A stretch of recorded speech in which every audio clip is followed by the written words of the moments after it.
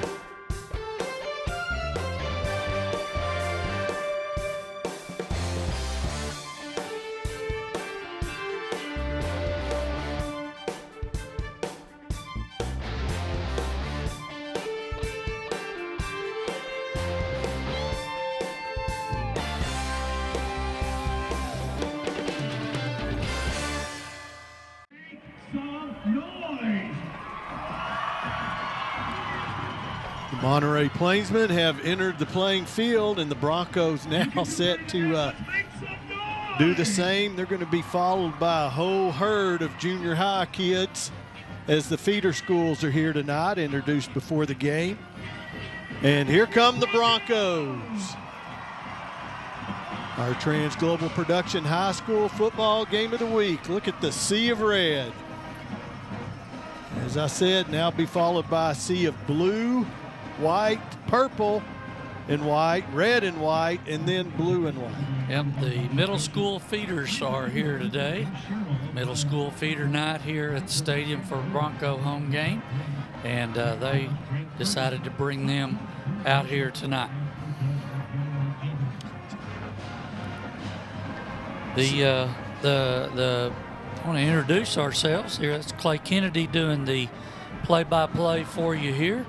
I'm Kyle Hubbard. I'll be doing the color analysis.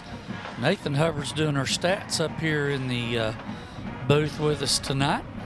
And we look to see an exciting ball game tonight, Clay. I think one of the keys for Odessa High School tonight is defensively. I believe they have got to play much better run defense than they did last week here against the Eastwood Troopers. They've got to contain their Monterey running game. You and I were both impressed with the backs we saw on film this week of Monterey during their first 3 games. They've got some big play potential on the ground.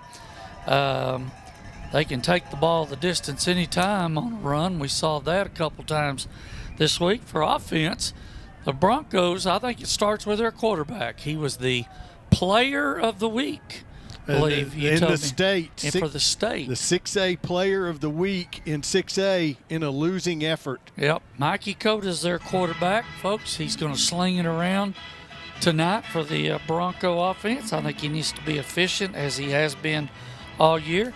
Put some drives together. I'd like to see him run some clock and not have their defense on the field as much as maybe they were last week. Play some time possession. Keep the Monterey defense on the field, wear them down, and put last week what happened. Behind them, we saw a track meet out here last week against the Eastwood Troopers. It was an exciting ball game. Broncos hopefully have put that behind them and are ready to play tonight against the Plainsmen. Gio Cardenas puts his big boot into the ball. It's going to go out of bounds, so the Broncos will take that extra 5 yards and take over. 1st and 10. They're going to be heading into tonight about the first quarter, about a 10 to 20 mile an hour wind out of the south. Both teams need to stay cool. Illegal kick out of bounds. The ball will be placed on the 30-yard line. First down, Odessa. As 95 degrees game time temperature, and of course down on that turf that's had the sun on it all day is going to be just a little bit warmer. Probably about 10 to 15 degrees, a little warmer down there until the sun gets down. Mikey Cote is the quarterback for the Broncos, number 2. We expect to see a couple of running backs, George Valdez, 33, and Tony Gomez, number 32. We'll do the rest here in just a moment. Rodriguez in motion. He's going to take the pass. He's out over the 35. He's going to have a Bronco first down out around that 43-yard line. Came in motion from the far side to the near side and just worked his way out into the flat. A quick toss from Coda to Rodriguez, and the Broncos have their first down of the game at the Bronco 43-yard line. Coda, 2 receivers top, 2 receivers bottom. Going to stack them as the Monterey comes on a blitz, and a quick hitter up the middle there for the Broncos, and Valdez going to pick up some good yardage. They came with an outside blitz on first down there. And the Broncos had a quick hitter, as you said, right up the middle. Got a little seam there and got about 6 yards on first down. So 2nd down and 4 for these Broncos. Got trips up top. And fire. Oh, nice catch there by Bo Rodriguez into Monterey territory, and first down Broncos. That's a quick stop route out here toward the near sideline. Watch Odessa College instant replay. Coda did a good job of getting the snap, was down by his feet, and then got the ball out here on the quick stop to Bo Rodriguez, one of the receivers we'll see out here tonight, along with Colby Baldonado, number 88. We've already called Andrew Rodriguez, number 12. Santiago Madrano's number 1. And Victor Galindo, number 18, is the tight end in H. Valdez up the middle on that quick hitter again, and he is quickly through for a gain of this time about 7 yards on first down. The Bronco offensive line is anchored by number 52, Jacob Gutierrez. The right guard is Jesus Carrillo, number 57. And the left guard is 74, Vicente Cervantes. The tackles, number 60, Julian Guevara on the right side. And then Aiden Ortiz, number 67 on the left side. 2 receivers top and bottom again. Coda this time is going to keep it. He's going to fire downfield, and Baldonado with a diving catch. It's going to have the Broncos set up first down around the 14, 15-yard line. That's a college instant replay. Play action hoses the linebackers and allows the receiver to run the out toward the Bronco near sideline. Great throw, great catch by Baldonado. Broncos are down to the 15-yard line, 1st and 10. Baldonado's 17th catch of the season already here in only game 3 for the Broncos. Valdez this time nowhere to go, as he's going to be stuffed by a couple of white jerseys. Yep, he's going to have to come off for a play because his helmet came off when the tackle was made. So we'll see. Looks like number 30 coming in. That's Abel Avila, a junior running back for the Broncos. Number 30 will be in the backfield with Coda. Looks like offset to the right. And they got only about a yard, maybe a yard and a half there. Comes a blitz from the inside. Coming. So Coda's got time. He goes over the middle. Baldonado breaks a tackle. Broncos first and goal, from the 3. They threw to where the blitz came from. Watch, you see those linebackers coming inside there, Clay, and they ran the drag route to Baldonado, missed a tackle in the secondary there for Monterey, and Baldonado gets the ball down, looks like about the 3-yard line. 1st and goal for the Broncos. Broncos dangerous down here because Coda's carried in 3. Valdez is carried in 3, and of course Coda can wing it from anywhere on the field.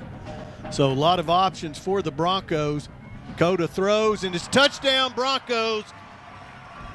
Medrano, Santiago Medrano on the catch. He was in the slot. You can see him on our Odessa College instant replay there. He was in the slot and just ran across the field, the backside of the Monterey defense, got himself open, and a good throw and catch for the first Bronco touchdown of the night. Santiago Medrano, his 5th touchdown catch of the season, and this, like I said, only the 3rd game for the Broncos.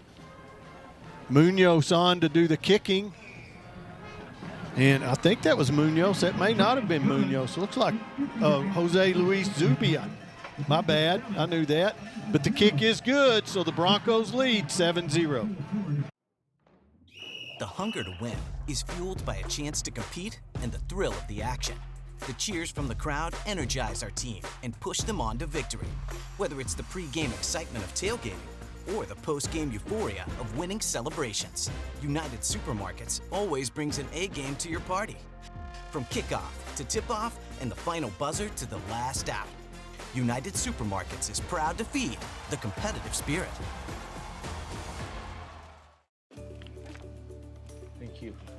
Hi, I'm Andrew Hernandez, and I've been a State Farm agent for 20 years. I have been blessed with a super caring, knowledgeable team, and our job is to help ensure what's important to you. Okay, so if something were to happen to your auto, home, or your life, we'll walk that extra mile to make sure you and your family are taken care of. If you need protection for auto, home, and life, call our Odessa or our Midland office and get a quick and easy quote today. Welcome back to Ratliff Stadium. The Broncos with an 8-play drive took it 70 yards in 3 minutes and 10 seconds to take the lead. Zubia now puts his boot into it on the kickoff.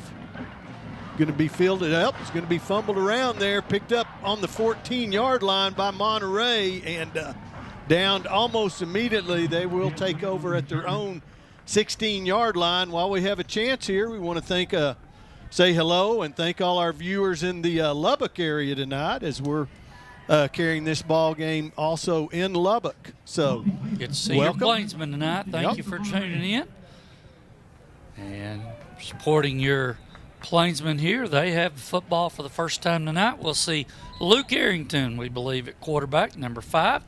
A whole host of running backs, including Desmond Williams, number 6, Kyrie Baxter, number 8, and Deuce Moore, we believe, will get some time. He's number 4. We'll do some of the receivers, and if we get a chance, the linemen here in just a moment.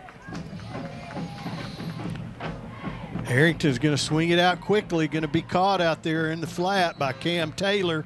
Taylor comes into the ball game. That's his 11th catch of the season as the leading receiver for Monterey. He, along with Core and Boyd, lead the Plainsmen in receiving. Yep, little quick wide receiver screen out here in the flat. Bronco defense led by number 21, Mason Fosenbacher, making the play. There's Williams, a big hole up the middle. Williams, turf monster got him, but Des Williams, the leading ball carrier for the Plainsmen, is going to get a first down out to the 33-yard line. Yep, inside hole opened up from that offensive line for Monterey, and you saw the back scat through there pretty quickly and get a Monterey first down at their own 33-yard line. Good blocking up front. Harrington throws quickly again. This time right. Ball's going to be caught out there by Josiah Glass. I believe that's his first catch of the season, according to what stats we came up with. Odessa College instant replay running the quick out from the slot position there. Miguel Ramos made the tackle for the Broncos in the secondary, not before the Plainsmen get about 5 yards on first down.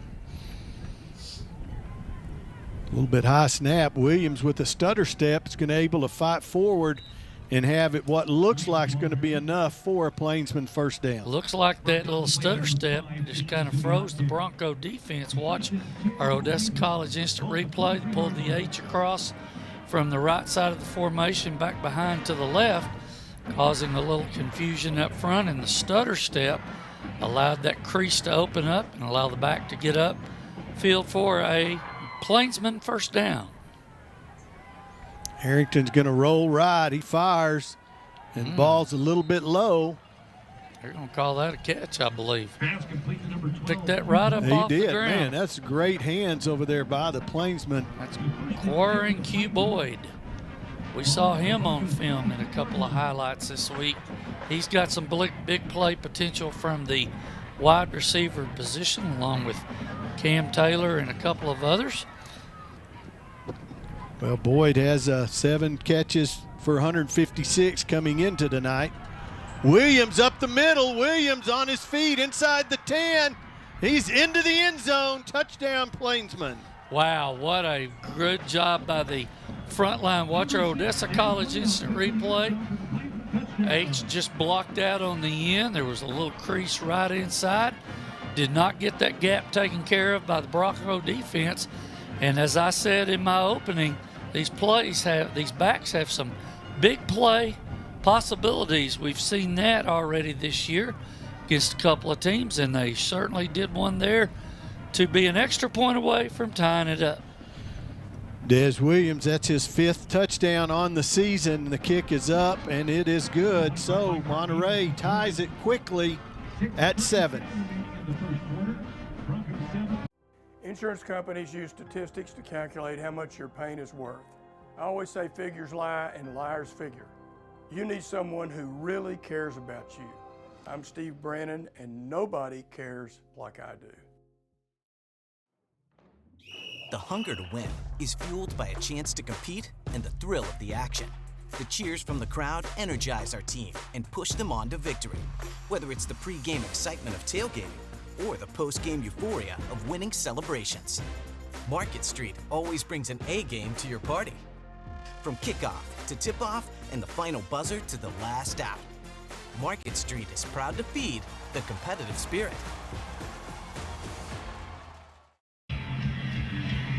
Welcome back to Ratliff Stadium in our Trans Global Productions High School Football Game of the Week. Well, the Monterey Plainsmen answered the Broncos' opening drive with a 6-play drive.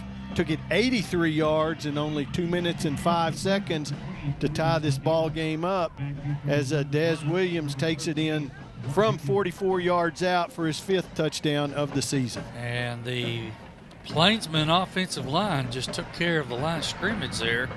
Little pooch kick, going to be fair caught by number 0, Dominic Taylor for the Broncos.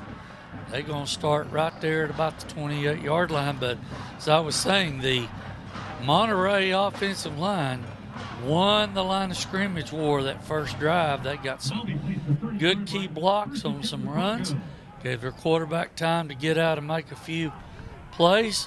And now the Broncos will have their second drive of the game starting at their own 30-yard line. Well, discussion tonight was that we could have a fairly high-scoring ball game tonight, and if the first 6 minutes of the first quarter is any indication, that's going to be the case. We have a track meet like we do in March with the West Texas Relays out here. Valdez, no, I think they're going to call him down there. The Yep. ground can't cause a fumble, so. He was on his back when he hit the ground there, and that's what caused it to come loose. So he's going to get about 6-7 yards on first down. Good job by Guevara, Carrillo, and Gutierrez, the left side and center of that Bronco offensive line. 2 receivers top and bottom for Cota. This time he fakes and throws. He's got Baldonado. It's going to be a first down out at the 49 of the Broncos. That's a quick slant from the slot position. Defender lost inside, contain, and leverage. Ran the quick slant. Cota delivered, and Baldonado got up to the 49 for another Bronco first down. Receivers top and bottom again. Cota so far in the ball game, 6 of 6 for 69 yards. Here comes that blitz. Valdez picks it up. Cota's looking deep and just a little bit over Medrano's head. They had double coverage out there. I'm talking about Monterey in the secondary. Number 12, one of their secondary guys. That's Quarren Boyd. We've already mentioned him when he was in the game earlier. And number 18 for them. Don't have an 18 in our program, but he was back there in coverage for the Monterey Plainsmen as well. Well, my bad on jinxing Coda. As soon as I mentioned, he's 6 for 6. Gets his first incompletion, 2nd and 10 now for the Broncos. Valdez did do a great job of picking up that blitz. Rodriguez going to stop and cut it back, trying to strip the ball, and Rodriguez going to fight forward for a lot of extra yardage. Kyrie Baxter trying to rip that ball loose, unable to do it, and it's going to bring up 3rd and 2 for the Broncos. That's that little flat pass that they flew through in the first series, and you saw the defender trying to break the ball free there, strip it for on our Odessa College Instant Replay. Clay, look how soft they're playing on the corners right now. They know that Bronco receiving crew can burn them deep. Well, this time Coda fires out to Andrew Rodriguez again, and catch is made out down to the 33-yard line. Going to be 1st and 10 Broncos. They're playing about a good about 7 to 8 yards off on the outside. They're going to try to keep everything from one high safety in the middle of the field. Well, we saw El Paso Eastwood last week play softer than that against the Broncos, and they paid for it. Yep. Down to the 30 goes Valdez. One high safety almost tells you it's either man one, that's man-to-man across, and one high safety playing free, reading the quarterback, or sometimes if those corners are playing off with one high safety, that could be cover 3. That means they're playing thirds across the field in the secondary. Now they're going to walk that safety down over the top of the tight end. So look at the middle of the field, Clay. Now that safety's going to come back. Safety's going to roll back. In motion goes Andrew Rodriguez. Fake to Valdez. We're trying to set up the screen, but Monterey's ready for it, and they still completed out to Baldonado. He's going to have a good game, but be about a yard short of the first down. Monterey read the screen very well to start with, Clay. They had some defenders out there. Give Coda credit for hanging in the pocket back there and letting that receiver come on up and open over on the far side and get the ball to the 25-yard line. 3rd and 1 for the Broncos. Coda gives the ball to Valdez. He's got more than enough. Valdez inside the 10, inside the 5. Oh, they're going to mark him out of bounds at the 2. 1st and goal, Broncos. Watch it if we get a chance to see this on our Odessa College Instant Replay. Thank you, Debbie Bailey. Right up the middle, man, there was a huge hole between the center and the right guard. That's Jacob Gutierrez and Vicente Cervantes opening it up.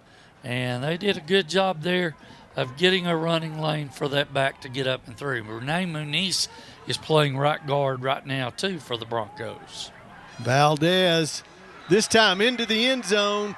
49 yards rushing now for Valdez, and a rushing touchdown. Good blocking right up front.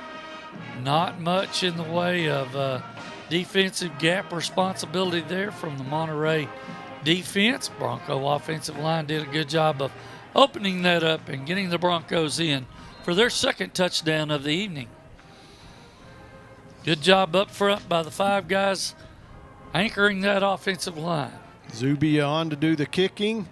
Kick is up and it is good. So the Broncos regain the lead. 2:55 remaining in the first quarter. 14-7 Broncos. The hunger to win is fueled by a chance to compete and the thrill of the action. The cheers from the crowd energize our team and push them on to victory. Whether it's the pre-game excitement of tailgating or the post-game euphoria of winning celebrations, Market Street always brings an A-game to your party. From kickoff to tip-off and the final buzzer to the last out, Market Street is proud to feed the competitive spirit.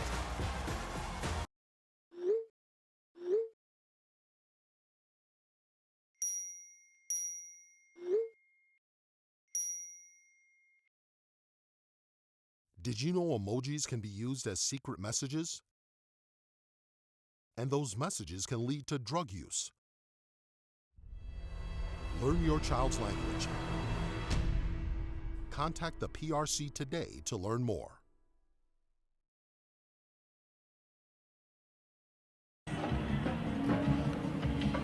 Welcome back to Ratliff Stadium here in Odessa, Texas, and our Transglobal Productions High School Football Game of the Week.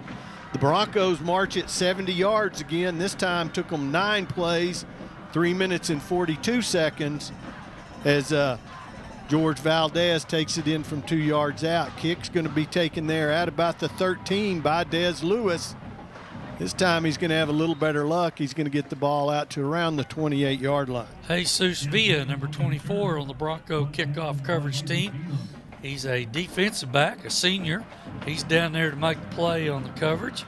And Monterey will start 1st and 10 from their own 28-yard line. How about we do our refs right quick, Clay? Jay Sherrill's the head referee in the white hat tonight. Phil Atkins is the umpire. Pat Gray, the head linesman. Chad Morris, the line judge. Brant Ferguson, the back judge. Ben Gresham, the side judge. And Miguel Martinez, the field judge. This is a Permian Basin chapter officiating crew. This time it's a Baxter in the ball game at running back. He's going to be met there quickly by the Broncos' Jesus Villa, and going to have a gain of about 3, maybe 4 on first down. Watch our Odessa College instant replay. Good pursuit inside out from the Broncos there. And he got a little bit of help also from Daniel Garcia, number 7, coming up to make the tackle. Kyrie Baxter, man, you talk about doing it all.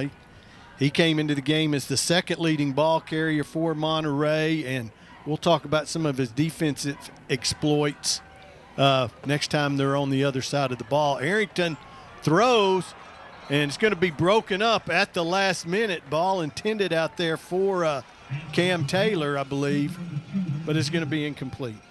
And you can see our Odessa College instant replay, just a sprint out pass for the Monterey quarterback, Luke Arrington. Good coverage on the back end there by Daniel Garcia. He's already made his presence felt tonight, Clay. He's actually playing one of the 2 inside linebacker positions for the Broncos, along with Dominic Taylor. Arrington fires and just a little bit too tall. Intended out here for Landon Hebert, but it's going to be incomplete. And a punting situation. Now, talking about Arrington, we saw some film, and that young man can throw on the run. Yes, he can. And he can throw under duress. He's got good feet. He keeps his balance, squares up, and delivers the ball. We saw that on the pass before that, and even that one there was on target. You can bet that young man, Landon Hebert, who it was intended for, will see that and want to take his eyes to the ball, catch it and tuck it in when he sees it on the film. Gio Cardenas on to do the punting. Cardenas 3 punts last week, averaged 49.5 yards. And it's going to get a great roll there, no return. Going to be out of bounds at the 17-yard line, where the Broncos will take over with 1:50 remaining here in the first quarter. Well, if my math is correct, that's 32 and was it 17? 52 yards, I believe, on the punt. With no return, that's a good average. That's how you flip a field right there. Yep. Cardenas had a big 64-yarder, I believe, last week that pinned El Paso Franklin back on their own 1-yard line and led to a safety that really changed the momentum in the second half of the game and led the Plainsmen on to the W. Yep. This defense, we saw a little film during the week, and they at times are very aggressive. They are opportunistic, like you said, getting that ball back deep. That game last week got the safety on the play. As you said, changed the momentum for the Plainsmen against Franklin. Play game. Offense, number 2. 5-yard penalty, still first down. Man, you just hate that coming off of a timeout, basically. It's not, but change of possession. Yeah. And get that in and get the play done before you lose that 5 yards and get a little closer back towards your own goal line. 1st and 15 from the 12. Broncos going to split Andrew Rodriguez and Medrano top of your screen. Baldonado and Bo Rodriguez at the bottom. Valdez is going to take the handoff. That quick hitter right up the middle. Offensive line does it, and he sees nothing but green. has a first down on a 16-yard carry. Odessa College instant replay. Watch the center 52 peel back and get somebody coming from the inside, from the opposite side of the field. Does a good job of, that's zone blocking right there, Clay. Right. And got it sealed off for the running back, Valdez, to get on up the field and get a first down up to the 28-yard line of the Broncos. Go to 3 receivers up top. Bo Rodriguez at the bottom. Oh, the blitz. There's a lot of pressure, and Coda is going to be able to fire it and gets it past the line of scrimmage and out of bounds. So saved the Broncos about 10 yards there with the incompletion. Yeah, somebody did not pick up the defensive end on the right side of the Monterey defense. That's usually anchored by Bronze Render, number 80. Somebody came off that end. He's down here on the left. So whoever the other guy is, Willie Weatherspoon possibly coming off the edge. They did not get him blocked and force that pressure to happen. Coda, a lot of time. Pocket collapses, he throws, just gets it out of bounds again. So now going to bring up a 3rd and 10 for the Broncos. Number 32 also playing defense, Joel Flores, in on the defensive side of the ball for the Plainsmen, are applying that pressure and going to cause an incompletion and make it 3rd and long from the Bronco 28, 3rd and 10 actually. Talking about Witherspoon for the Plainsmen last week against El Paso Franklin. 5 tackles, a tackle for a loss, and recovered a fumble. So very active. Here comes that blitz again. Coda sees it and gets Baldonado over the middle just across the 40-yard line for a first down, Broncos. And you said it correctly. Watch here as our Odessa College instant replay. Coda saw the blitz coming from the inside, knew that quick little skinny post or slant was going to be there, and delivered it. The Broncos have a first down to 42. Coda in the pocket, got plenty of time, going to be complete out to Bo Rodriguez this time into Plainsman territory, and another Bronco first down. Yeah, he beat the corner over here, number 24, Terrence King. He's a sophomore for the Monterey Plainsmen playing in the secondary. That's just a little quick stop route out here. Actually got about 10 yards and another first down. At 11, according to our 11 yards on that. statistician next to me. Coda has to go down to get this. Whoa, Valdez, that's dangerous. That's twice his helmet's come off, so got to be some kind of equipment issue going on there. Watch our OC instant replay. Yeah, the guy actually started on the shoulder pads back behind his neck, and just the hand slid up and pulled the headgear off, and they actually lost about a half a yard. Well, that play just almost kind of doomed from the start there, looked like, as the snap low and just threw the timing off. So 2nd and 11, 23 seconds remaining here in this first quarter tonight. They're going to have to snap a play because the play clock will go out before the quarter will. Coda's going deep, and Medrano, boy, it was there. He got one hand up, but didn't get his other hand up. I think he thought it was going to be over his head, and ended up dropping right in the breadbasket there. That's Des Williams, number 6, playing the defensive back position for the Monterey Plainsmen. And Monterey does shuffle in some of those offensive players, so conditioning and going to be a big part tonight, keeping those guys at full strength. Test their off season on the summer to see if they kept themselves in shape. Well, at 95 degrees at game time, that's tough.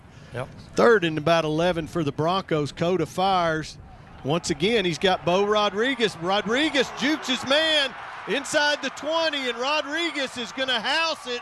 Touchdown, Broncos. Wow, what a move on the outside here by Bo Rodriguez. Watch our OC instant replay. Good pressure. Back picks up that rush coming off the end. Missed a tackle right there. And then he just over pursued and juked that guy, number 2, Landon Haybert there, and went up the sideline for another Bronco touchdown. What a move. Yes, it was. Very athletic play. Great catch. And then that snap just does not look solid there, but it It is good. So at the end of the first quarter, the Broncos lead 21-7. Hi, I'm Gladys. I'm Carlos. And we are Window World. We know that an invitation into your home is a privilege. We honor that by offering superior products that are not only beautiful but also energy efficient, reducing energy loss by 30%. Our windows are professionally installed, backed by the industry's highest warranty, and at a guaranteed low price. At Window World, we don't just stand behind our windows, We stand on them.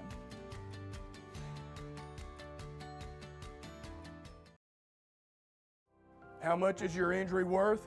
Insurance companies use analytics to figure that. But you're not a robot. Your case is as unique as you are. You need someone who cares about you. I'm Steve Brannon. Call me. Well, welcome back for the second quarter of our Trans Global Productions High School Football Game of the Week. The Broncos finished the quarter with an 8-play, 83-yard drive. Took them a minute and 50 seconds. Bo Rodriguez on the 48-yard touchdown reception to end the quarter. Mikey Cota through one quarter, 12 of 16, 165 yards, 2 touchdowns. Valdez, 8 carries for 63 yards. Nope, 9 carries for 63 yards and a touchdown. Right now, the Monterey defense is having a little problem stopping the Bronco offense right now. 3 drives, 3 touchdowns. You see their defensive coaches over there talking to them on the bench, trying to make some adjustments and figure some things out. The offense needs to come out for them and put some plays and a drive together themselves, keep that defense off the field. Bronco defense got to stop the last time. 3 and out, get off the field as well. That's their goal, and get that ball back to that hot offense. Arrington 3 of 5 so far, but only for 21 yards, as a lot of their damage was done by Williams. He has 61 yards rushing in the first quarter. Of course, 44 of that on the long touchdown run. So he's going to give to Williams up the middle, and he's going to bounce off. Williams out over the 40 into Bronco territory, all the way down to about the 45, 46-yard line. Yep, run out of bounds there by Mason Fosenbacher from the secondary, but watch here again. They pulled the guard, and I believe that's the H, coming from the left side over to the right, and just bounced outside, got everything caved in, and allowed that running back to get up to the Bronco 43-yard line, 1st and 10 Monterey. So 33 yards on that carry, 93 yards I think now.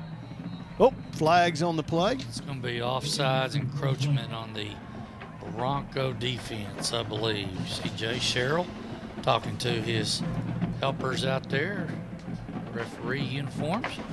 Encroachment, defense, number 4. 5-yard penalty, by 1st down. That'll move it up 5 to the, looks like about the 38-yard line, making 1st and 5 for Monterey.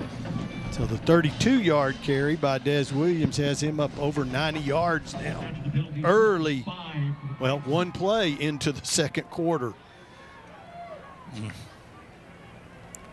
Quick pass out there. This time Cam Taylor still on his feet inside the 30, all the way down to the Bronco 26-yard line. I'm sorry, Landon Hebert on the reception. Quick screen to the slot receiver. They brought the H, who was lined up on the left side behind the line. He quickly went out and kicked out the defender for the Broncos covering number 2, Landon Hebert, and allowed him to get across the field, up the field for a 1st down. Good play design, good blocking by Monterey. Ball's at the 26 of the Broncos, 1st and 10. Dallas Trevino in at that H-back position. Baxter up the middle, big hole. Baxter just drops his head and barrels forward inside the 15 down to the 13-yard line, pickup of 13. Watch right there, they pulled the guard over from the left to the right side and allowed Baxter to get up there inside the guard in the center position there. Had a nice hole to run through down to the Bronco, looks like about the 13-yard line. We saw Trevino throw the good block there. He also has caught 4 balls this year and a touchdown through the first 3 weeks. Arrington wants to throw up, intended for Boyd, but just a little too tall. Coverage there by the Broncos makes it fall incomplete. I believe that's Arath Benavides, number 8 down here on the coverage. As you see here, Odessa College. Nope, I stand corrected. That's number 6 for the Broncos back there. Aiden Zubia on the coverage. 2nd and 10 for the Plainsmen. Baxter has to carry up the middle, finds a big hole, and he's going to go in untouched for the Plainsman touchdown. Good block inside by the interior lineman. Watch his vision here. There's the hole. He saw it when he looked to his right. Good cutback vision there for the Monterey running back, number 8, Kyrie Baxter. They are in the end zone one more time. Good blocking up front by that Monterey offensive line. Cardenas on now for the extra point. And that kick itself is good. So quickly the Plainsmen cut it to 7. Broncos lead 21-14.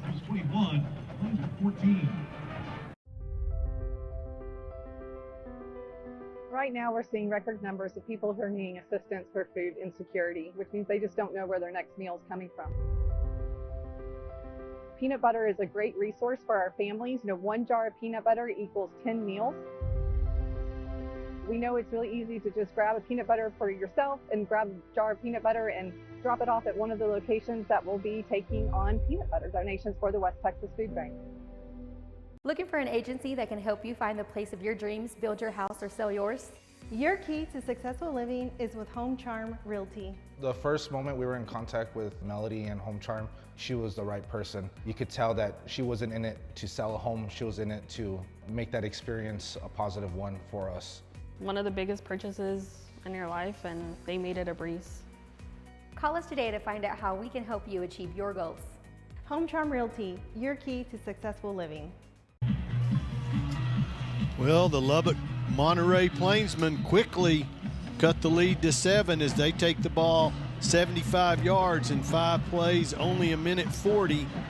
And Kyrie Baxter takes it in from 13 yards out for his 2nd rushing touchdown of the season.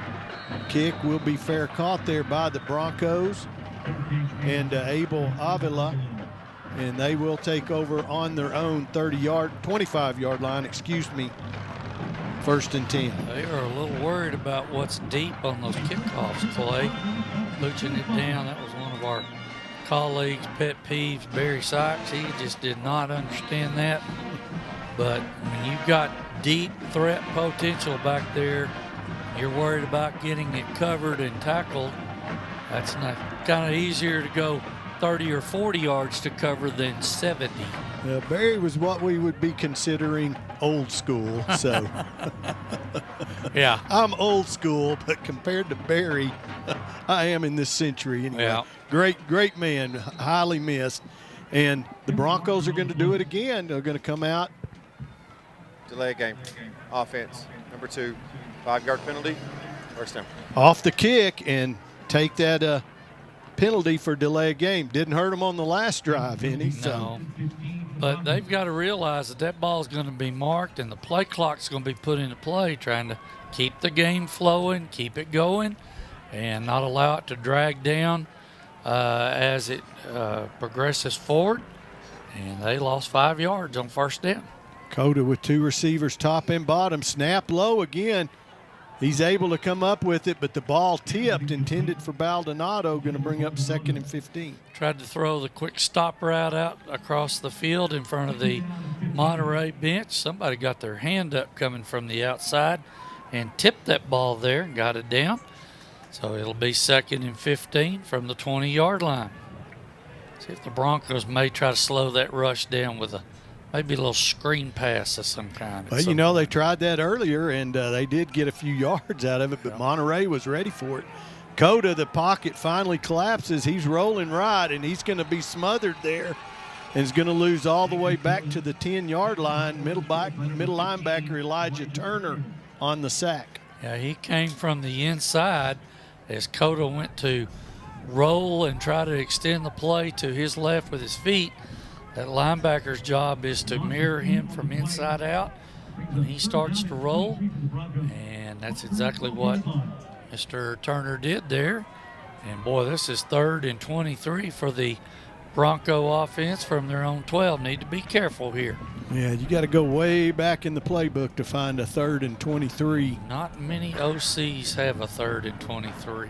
Cotto with plenty of time, stays in the pocket. He's got Andrew Rodriguez broken up at the last second there. Great play by the defensive back for Monterey. I believe that's number 7, Jaron Gomez. Watch our Odessa College instant replay.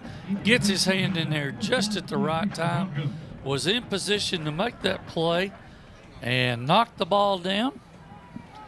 Going to be 4th and a whole bunch. Probably going to see the punt team on for the Broncos. Evan Sanchez on to do the punting for the Broncos.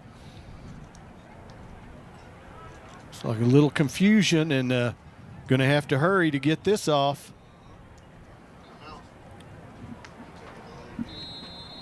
And they're going to just let it go, and that's going to be another 5 yards. So that's going to put them punting. Yep. Offense, number 43, 5-yard penalty, still 4th down. Head referee Jay Sherrill with the call there. Punting from their own 7-yard line. Somebody's going to, I think this is Monterey. Monterey going to take the timeout. Well, we'll take it with them. 9:24 remaining in the first half. Welcome to Rosa's Cafe, where every meal is a celebration meant to be shared. Go ahead, pull together tables for any size group. Because at Rosa's, we believe that everyone deserves a seat at our table. So come together, share the joy, and experience authentic Mexican food at its finest as you create memorable moments in our comfortable, colorful dining room. After all, life is better with Rosa's Cafe.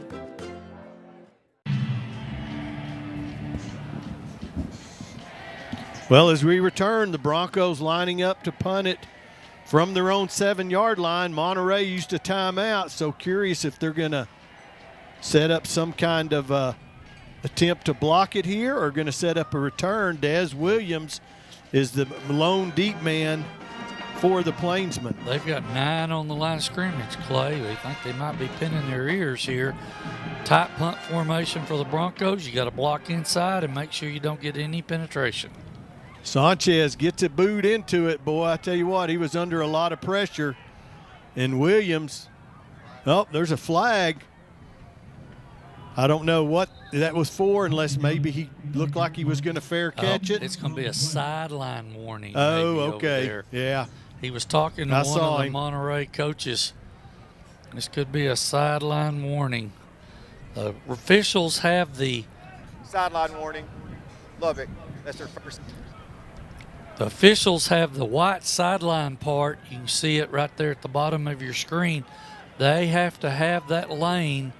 And that's implied it goes all the way from goal line to goal line so they can get down and see what's happening on the field. At that point, the punt return, like maybe one of the officials over there ran into one of the coaches on the sideline over there. Coaches are supposed to be between the white skinny line and the thick one you see up at the top of the screen there. That's on both sides of the field. 44-yard punt for Sanchez and the Broncos. Here comes Baxter around the right side. No, I'm sorry, that's Lewis. Still on his feet all the way down just inside the 40 to the 39. Pickup of 12 yards. I believe this is number 6 around the corner here. Yeah, there's Lewis. Not Lewis. Des Williams. And number 21, that's Mason Fosenbacher making the tackle. You saw in our Odessa College instant replay. Down to the 39 right now. Monterey getting some momentum going with their running game. They are. They're getting some push up front and able to move the ball on the ground. Over 100 yards now for Williams here early in the second quarter, and he's adding to it now. He's out around another 9 yards for the Plainsmen. Dominic Taylor, number 0, from his linebacker position, stepping up to make the play, but not before they get 9 yards on first down. And on 2nd and 1, don't be surprised if they don't maybe open the playbook here and take a shot. 140 yards now rushing for Desmond Williams in the first half. Williams makes a good block there, but too much pressure from the Broncos. Coming up finally to make the sack is Abdiel Garcia for the Broncos. They brought pressure that time, Clay, on a blitz. Saw it on our Odessa College instant replay. Quarterback did not have a chance to get rid of the ball, or did not get rid of the ball, and decided to eat the sack. They're all the way back to the 38-yard line, 3rd, and about 9 yards to go for the Monterey Plainsmen. It's a big sack.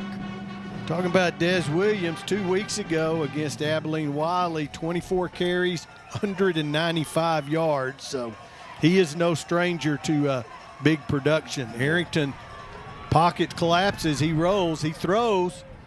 It's just a little bit over the hands there. I think that was Hebert again. It's going to be incomplete. Almost coming up with the interception, I believe. Was that Fosenbacher?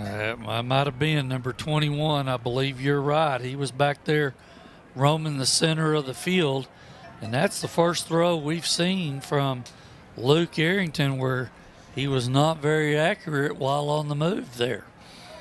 So Cardenas now out to do the punting from only the 38-yard line. I mean, you go here to try and pin them inside the 10. I don't know if we'll go with the high kick or the coffin corner.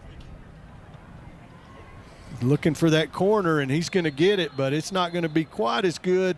But still, going to mark him at the 18-yard line. Better than kicking into the end zone, but only by 2 yards. Yep, and Bronco defense gets off the field after really they had 2nd and 1. Yeah. And tried to throw 2 passes, and it really backfired in their face. Give the Bronco defense and their coaching staff credit for bringing pressure, getting the sack, and then forcing them into a long situation on 3rd down. Now the Bronco offense needs to put a drive together, I think, get some more points and some more momentum here. Well, I guarantee you they're out there ready to snap the ball this time. So Coda with 2 receivers bottom, got an H-back, Baldonado lined up at the H-back. Gives up the middle, still on his feet. I believe that's Valdez. Going to take the whole Monterey defensive squad, just about to bring him down. So he's going to plow forward for a gain of about 5. Watch our Odessa College instant replay. Pulled the guard and the H, or tight end, Baldonado, from the left side over to the right. And give Valdez credit for keeping his feet going and getting up for about 5 yards on 1st down.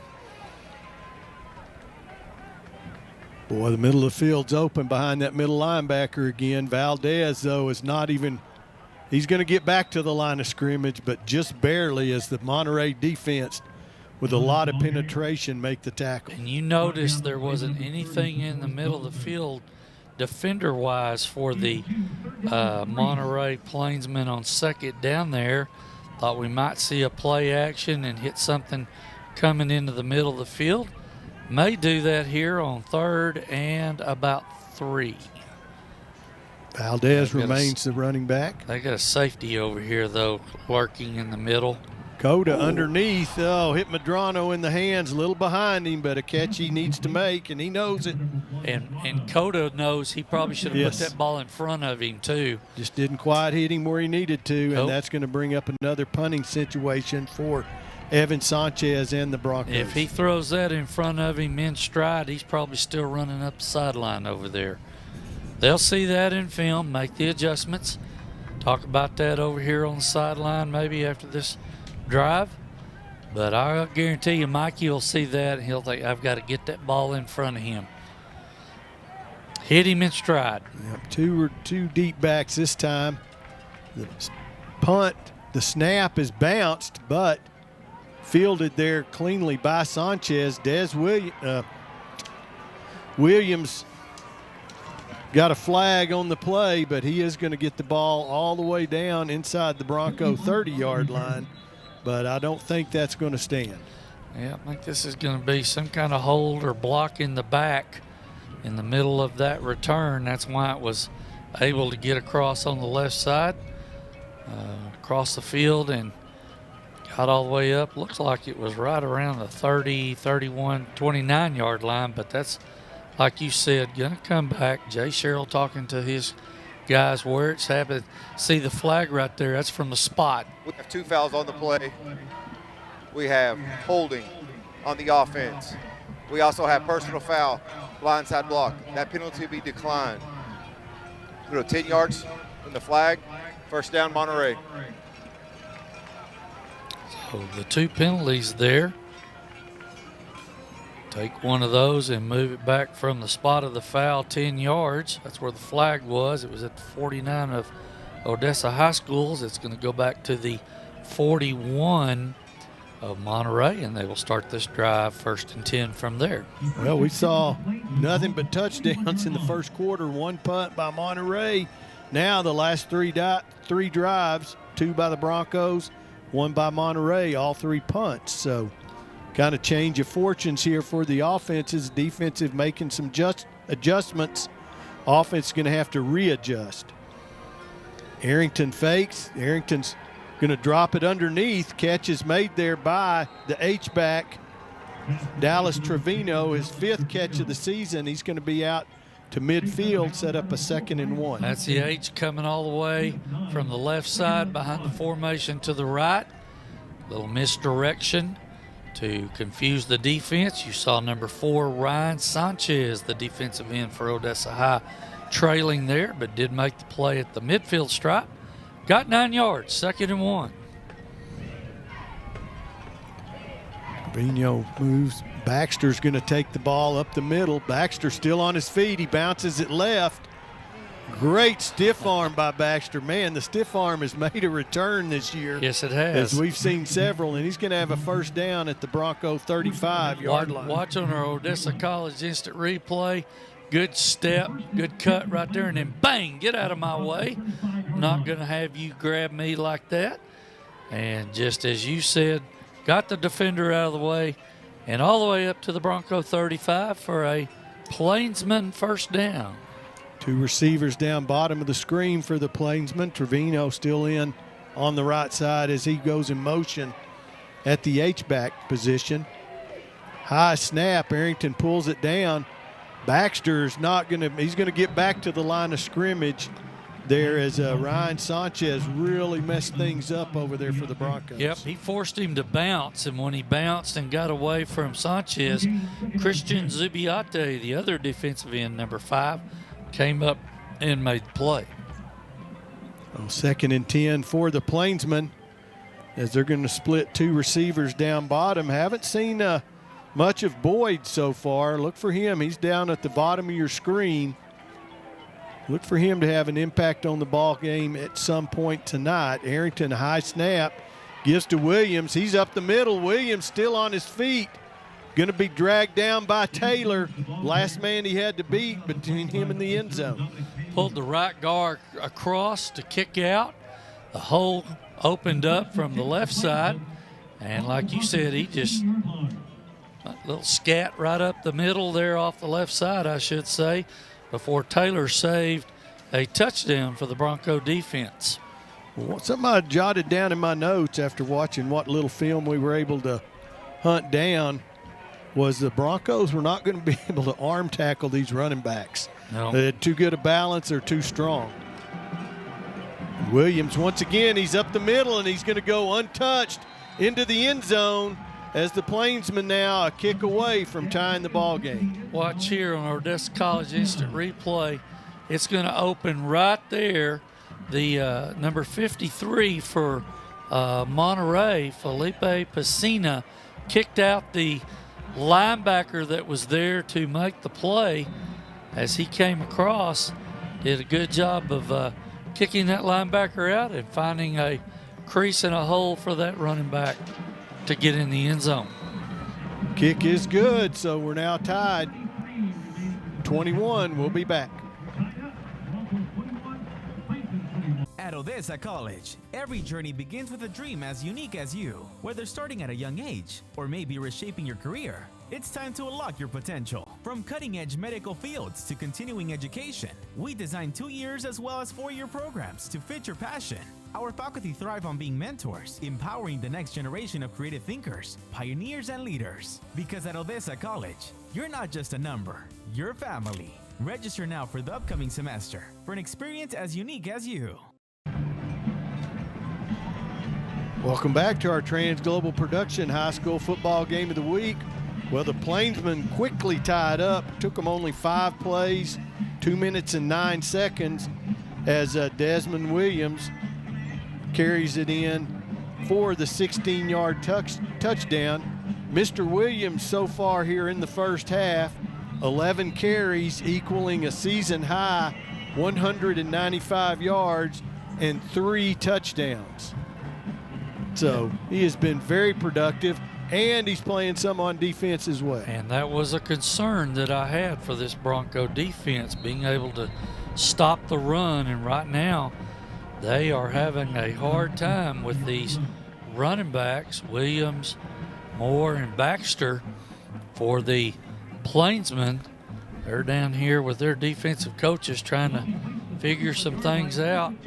They are not filling from the inside linebacker position right now, and the holes are there for Monterey. The Odessa High offense needs to put a drive together and get some momentum before the half's out at 3 minutes and 33 seconds left. Desmond Williams averaging 17.7 yards per carry. Coda stays in the pocket and fires. Going to be incomplete, intended for Bo Rodriguez. What they did there, Clay, they put 3 receivers to the near side, 1-on-1 up to the top. There's no safety help there, and they thought they could throw the stop route in front of the Monterey bench, and their defensive back over there got his hand in there and broke it up. I believe that's it's number Boyd. 2. No, it's Q Boyd. Q Boyd. So I think they feel like he's okay on man-man coverage. On the island, yeah. So that frees them up as they blitz. This time Coda's going to try and fight through it.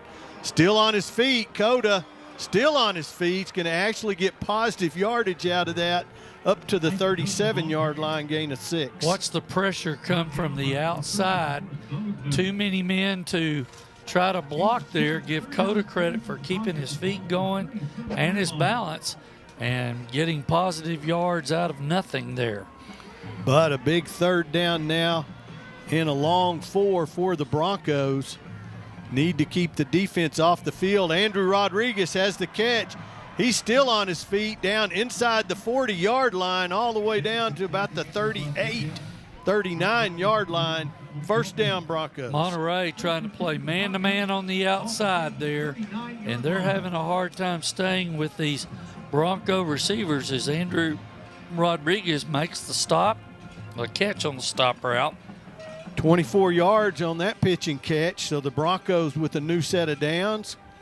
Coda fakes to Valdez. He's going deep for Andrew Rodriguez, just a little bit too long, as Rodriguez had maybe one step on Gomez, the defensive back. Yeah, little adrenaline throw there, Clay. You think his eyes got big when he saw him behind him for that step or two that you talked about. Just a little too much on the pass. And going to force 2nd and 10 from the Plainsman 39-yard line. Baldonado going to line up as an H-back again, at least to start the play. Broncos have 3 timeouts, all 3 in their back pocket. Coda's going to roll right. Throws down. Bo Rodriguez makes the catch. Knocked out of bounds at about the 24-yard line. So for the Broncos, 15 yards and a first down. Brought the tight end or H over across. They're trying to get him out one-on-one on the flat. Give Coda credit for reading that and seeing Bo Rodriguez on the out route to the far side of the field, doing a good job catching the ball and getting out of bounds at the Monterey 24-yard line. Now Coda, good job of throwing there at almost a full sprint. So the Broncos, 2:15 remaining. They don't want to score too quick. Don't want to leave Monterey too much time. Valdez up the middle, and this time he's going to be caught there quickly by a middle linebacker Elijah Turner for a short gain. Yeah, not much off the left side there. The Monterey defensive front did a good job of controlling their gap assignments up front, and not much. Only got a yard there on first down. The Broncos did. 2nd and 9. Let's see what they dial up here at 1:50. And the clock running. Don't have to hurry. Plenty of time, and those 3 timeouts, as I said earlier. Coda surveys the field. Middle of the field's open. Coda's going to keep it himself. He's going to fight forward for a gain of about 5 down to the 18-yard line, but it's going to bring up 3rd and 5. That's a design quarterback power or lead run for him, allowing that back to get up in the gap responsibility over on the left side. They're trying to bust him through. They got about 6 yards, 5 yards out of they it. got 5, so it's 3rd and 4. Clock will be inside a minute at the end of this play. Valdez is going to bounce it, and he's going to have the Bronco first down at the 11-yard line. Good job by the right side again of Guevara and Carrillo. Watch our Odessa College instant replay as they just crease a hole open over on the right side and allow that back to get up there to the 11-yard line. First, they can get a first down at the 1-yard line. 1st and 10 from the 11. Another good thing for the Broncos, though, the clock now inside of 45 seconds, so they are not going to leave Monterey much, if any, time. Bo Rodriguez in motion. They're going to throw underneath to him. He's inside the 6, 5. Uh-oh. There's going to be a flag. Don't think that's going to go against the Broncos. Think that's going to be touchdown Rodriguez. Yep. Might be a face mask here. We'll see what the call is, as he just did a good job of. Yeah, I think they're going to pick it up. Oh, really? Let's see. Yep, I believe you're I think right. they just picked it up. And he did a good job of keeping his balance. The defender overran the pursuit angle. Here is Jay Sherrill going to tell us what's going on. Oh, he did call. Yeah, he's going to call it. It'll be marked on the kickoff, maybe. Interesting. Personal foul, face mask on the defense, number 8. That penalty will be assessed on the kickoff. Touchdown is good. Well, that gives the Broncos a lot of possibilities kicking off from the Monterey 45-yard line. You may see an onside attempt for sure. Or a high pooch kick again, maybe. Yep. Zubia on to do the kicking, and it is good. So 31 seconds remaining here. The Broncos leading 28-21. At Odessa College, every journey begins with a dream as unique as you. Whether starting at a young age or maybe reshaping your career, it's time to unlock your potential. From cutting-edge medical fields to continuing education, we design 2 years as well as 4-year programs to fit your passion. Our faculty thrive on being mentors, empowering the next generation of creative thinkers, pioneers, and leaders. Because at Odessa College, you're not just a number, you're family. Register now for the upcoming semester for an experience as unique as you. It's what every cowboy dreams about under the Texas moon, getting to see their sweetie. Rich, flavorful kisses that taste like strawberries, cascading chocolate swirls that make an hombre weak in the knees, and cool, creamy shapes that'll put a jingle in your spurs. Heck, they're dreaming a Texas burger, where they've corralled fresh-made goodness sweeter than a Pecos cantaloupe. Texas Burger, wanted by Texans everywhere. Well, 31 seconds remaining here in the first half. Our Trans Global Production score reads Odessa High School 28, the Plainsmen 21. The Broncos kicking off from the Plainsmen 45.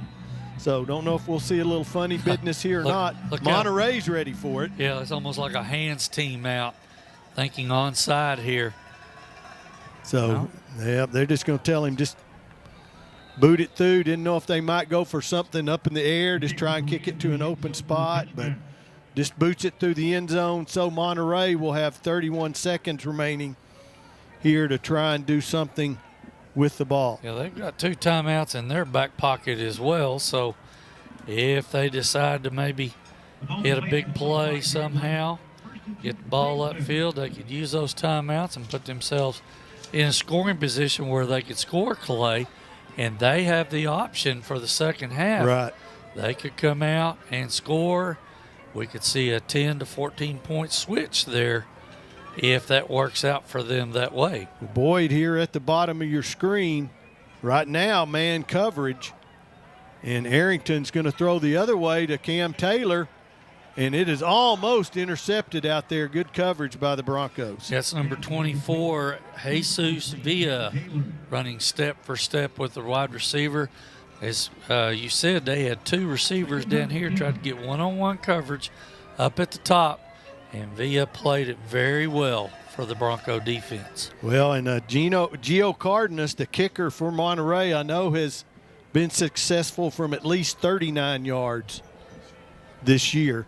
So they don't have to get all the way down. They just need to get a little closer than they are now, obviously. Middle of the field is not open right now. Arrington is going to break through one tackle, going to come up and fire to one of the coaches on the sideline. So 16 seconds remaining now and 3rd and 10. You want to be careful here. You don't want to well, I guess there's little enough time you would be okay if you throw another incompletion. You notice the rush there, Clay. The defensive ends stayed wide and outside and forced Arrington to have to step up. They contained him in the pocket and made him have to make a decision, not allowing him to get outside and use his feet to extend a play.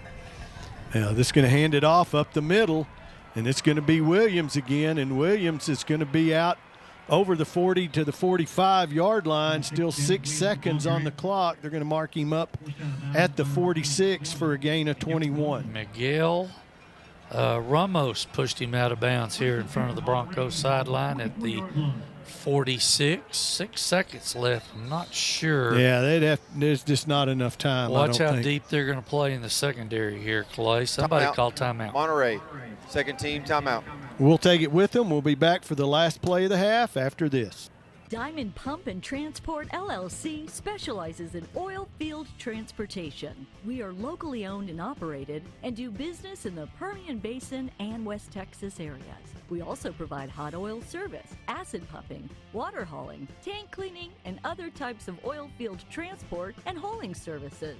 We invite you to call us today. Diamond Pump and Transport LLC, 432-617-8084.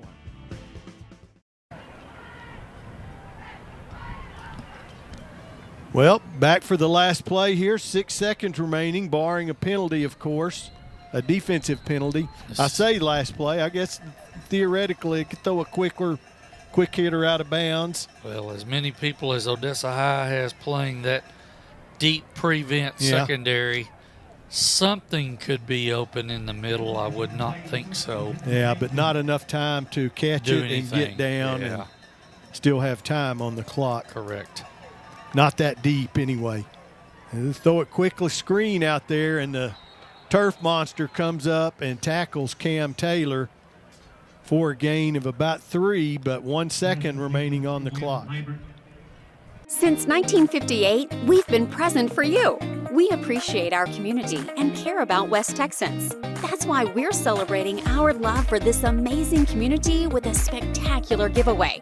From August 1st to December 6th, you can stop by one of our branches or find us at an event in the Midland, Odessa community to receive a special scratch-off card. There's a number of presents for you, including our grand prize, a 2-year lease on a 2024 Cadillac XT or $7,500 cash. Other prizes include a free car wash, oil change, and Complex community merchandise. At Complex Community Federal Credit Union, we're all about taking care of you and giving back with heartfelt generosity. So don't wait.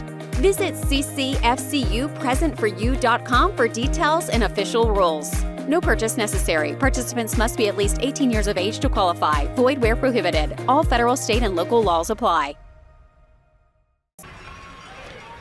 Arrington back to pass. Arrington going to roll right. It's going to throw underneath. Caught there by Eli. I think that's turn. Oh, ball comes loose. The Broncos pick it up. Now the Broncos going the other way with it, and they're going to be down. So a little excitement there on the last play of the half. but the Broncos will come into the house leading the Lubbock Monterey Plainsmen 28-21 at halftime.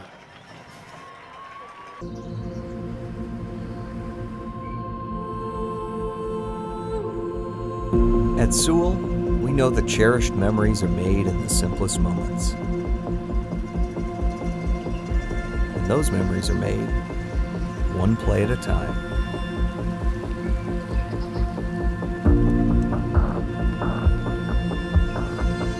Sewell, where unforgettable moments begin.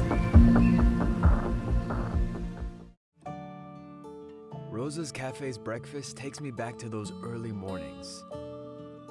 The smell of fresh homemade tortillas filling the air. The warmth of my mother's kitchen wrapped around me like a hug. Rosa's is a taste of home, a reminder of the love and tradition that went into every dish. Taste the authentic flavors of a Rosa's Cafe breakfast. After all, life is better with Rosa's Cafe. The Texas oil boom has returned, and Rexco Poly Fittings is your Lone Star choice in polyethylene, steel, and brass needs with a wide variety to choose from. Locally owned and operated in the Permian Basin since 1982, Rexco's experienced staff will help you get the right fittings and valves to help you get the job done. Go to RexcoPoly.com. Rexco, your poly supply company located in Midland and Odessa. Hey, welcome to Halftime. We've got another entertaining set of stories coming up here for you. I'm Mike Adkins, Chief Communications Officer for Rector County ISD, and I'm joined right now by our ECISD Chief of Police, Jeff Daniels. And so we want to talk safety and security. Thanks for coming and being with us and sitting down for a few minutes with us. So very active and stressful beginning to the school year. You guys have been very busy. We have too. Parents have concerns with the way things have begun. Let's talk about, just for a minute to start with, these anonymous threats on social media. So it's something that honestly has been around for several years and you guys have dealt with, and really all over the country this is happening again right now. Can you walk us through your process? How do you handle when you are notified of a threat on social media that is anonymous, or maybe even it does mention an ECISD school name, but often they're just general anonymous threats towards schools? What's the process that ECISD police uses? Correct. When we get a threat, we do look into the initial phase of it, of where did the threat come from, what content is listed into the threat, and then we'll deploy either a detective or a team of detectives to begin the investigation. During that investigation, if we deem that it's credible or outside of what we're capable of doing, we may also bring in state and federal authorities who have a cybercrime team that assists us in investigating these type of incidents. Okay. Depending on, again, kind of what you find, we base a lot of our communication off of that. And so we have, you and I conferring, and then with district leaders as well, what is the right response? And quite honestly, we have seen the pendulum swing from parents asking us and really wanting to know each and every time we see something come up, to that reaching a point where parents begin to tune it out. And so we swing the pendulum to a little bit more to, if it's specific to a school, we'll call and do notification.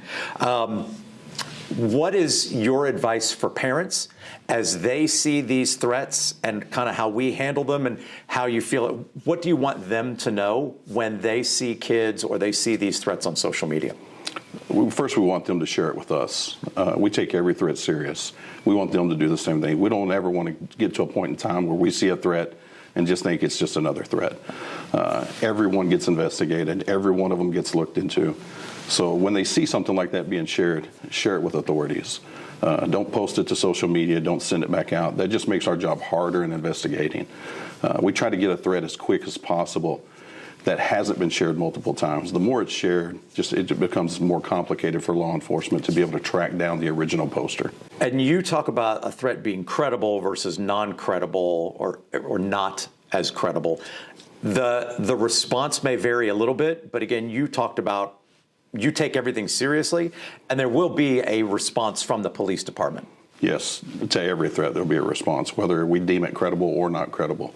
Depending on the nature of the threat and what is being stated will depend on how we deploy from that aspect of it. Okay, all right, very good.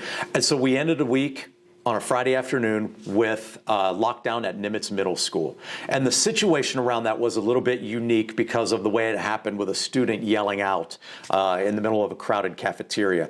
That created a situation where it was, students were running and people were responding even before the adults on campus had any real understanding of what had happened or why this was happening. Can you talk a little bit about that situation and the uniqueness of it, but also in general, what is a lockdown and what are your procedures, and how does the law enforcement community locally respond to a lockdown call?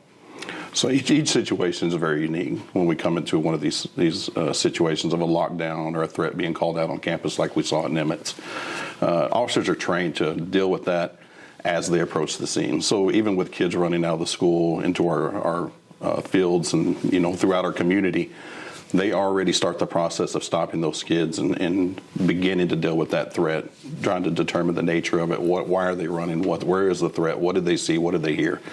And that's going to help the response of follow-up officers and first responders that are coming to the scene. We have in the district, in every school district across Texas, we follow the standard response protocol, which calls for a lockdown in that situation. The initial threat came from inside the campus, which means we go into lockdown. Our campus responded perfectly. They heard, what they believed to be true, went into a lockdown, which allowed first responders to come, check the school, clear the school, where we could be 100% certain there was no true threat. This was, one child, one student saw an opportunity to create chaos and did. We still followed through 100% of our processes of investigation and deeming every child and every staff member was safe in that time. Heard you talk a little bit about, too, it was 30 to 40 minutes from the time you got the call to the time that you were able to deem the campus was safe, and then begin releasing students to their parents. That feels like an eternity if you're on the outside waiting to hear about your kids. But in response, in terms of a response, it was really very quick, and you were talking a little bit about inside. It was orderly. Can you talk a little bit about what is happening inside, particularly once you've cleared it, and then as parents are waiting, why it feels like it stretches on for them? You're moving very deliberately inside the school. Yes.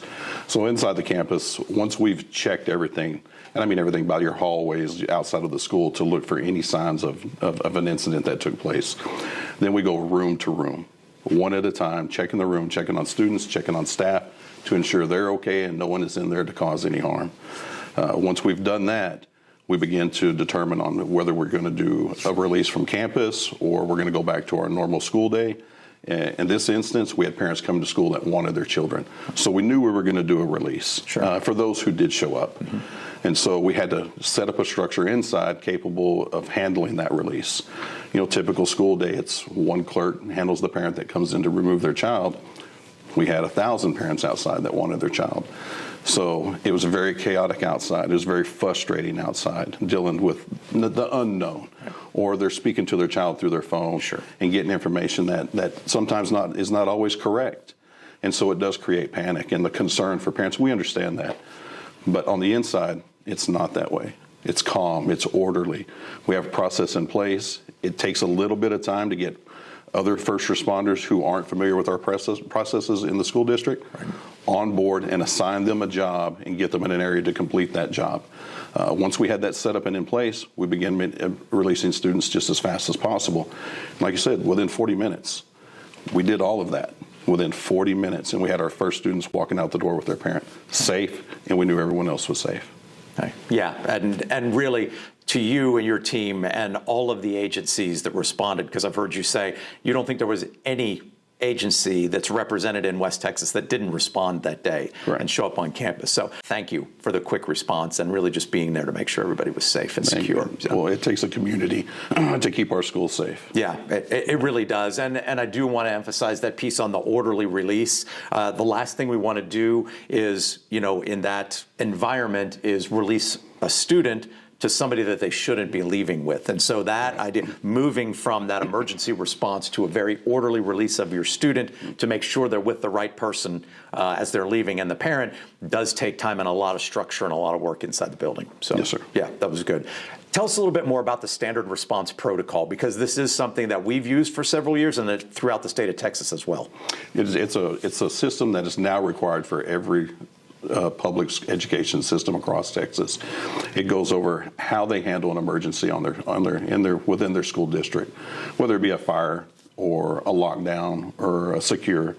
They have standards set in place that we practice. Like you said, we've had it in ECISD several years. Before it was required, we adopted the practice here.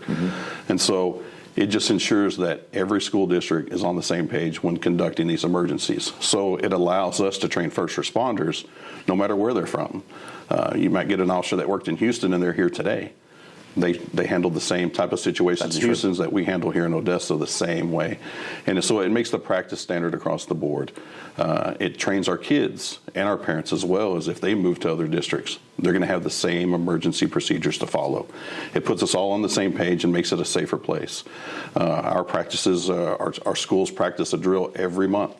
They practice lockdown procedures. They practice shelters. Our students are very well prepared for this, and we saw that with Nimitz, how well prepared they were. They knew when the call came out exactly what to do, and they performed exceptionally. So it's a standard across the state that we've had here for numerous years, and it's become a custom in our daily practices on how we protect our campuses, and it's shown to be a proven great process.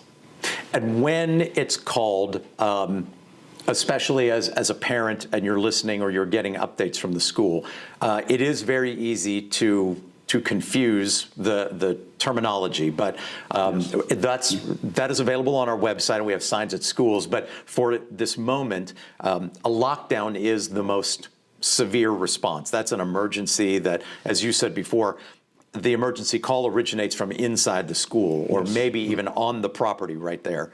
That's when you are stopping everything, and everybody is to take, is to cover behind a locked door. Something. Again, it's the severe response. Stop everything you're doing, basically, and hide. Correct. It is the one response that stops the educational process. Yeah. We're going into the most secure areas we can get into and wait for first responders to come. Okay. And then there's the secure, which is really a precaution. We've heard of something, somewhere. We're just gonna bring people inside, but inside the building, everything's going on as usual. Yeah, and it's kind of what we see daily with our schools already. We're pretty much already in a secure, the way we control visitors in and out of our campuses. This just doesn't allow anyone to come in. Right. So as a visitor coming in that would like to visit the campus, if we're under secure, you're not going to get in. Right. So that's one thing we want parents to know, is understand that if we are under secure, no one will enter the building. But it's business as usual inside. The kids are still learning. They're still going to lunch and following their normal routine throughout the day. Okay. And then shelter, the other term that can easily be confused, in the moment, that's really related to weather. And then we're looking at something that may impact, again, anybody being outside the building. And it's secure and shelter are pretty much the same thing. Okay. It's just the verbiage has changed over the years, which has caused a little bit of confusion. It has, yeah. Okay. Talk about preparedness. How prepared and how does ECISD police and then the district larger prepare for this type of emergency? Because I'm not sure that everybody fully understands how many officers, how they're assigned, how they're trained, and how you set up daily is to protect all of our students and staff. So ECISD went with the best practice of the state of Texas. The state of Texas came out and said, we want to arm every campus after Uvalde. The best the best way to do that is to hire a police officer and put that officer on each campus. That is the best thing you can do. Districts had a choice on, from there, maybe escalating down to guardian programs such as that. ECISD made a commitment to follow best practices. And so in the meantime, we've employed 53 officers. Current staffing is at 53. We're almost to the point now where we have an officer on every single campus. We expect to be full by December and be able to have an officer trained in those roles. That's a huge commitment to safety on our campuses. Another thing we do is we do audits. Our officers on campus daily auditing the safety of our campuses. And if they find an issue, that's reported immediately, and those issues are priorities.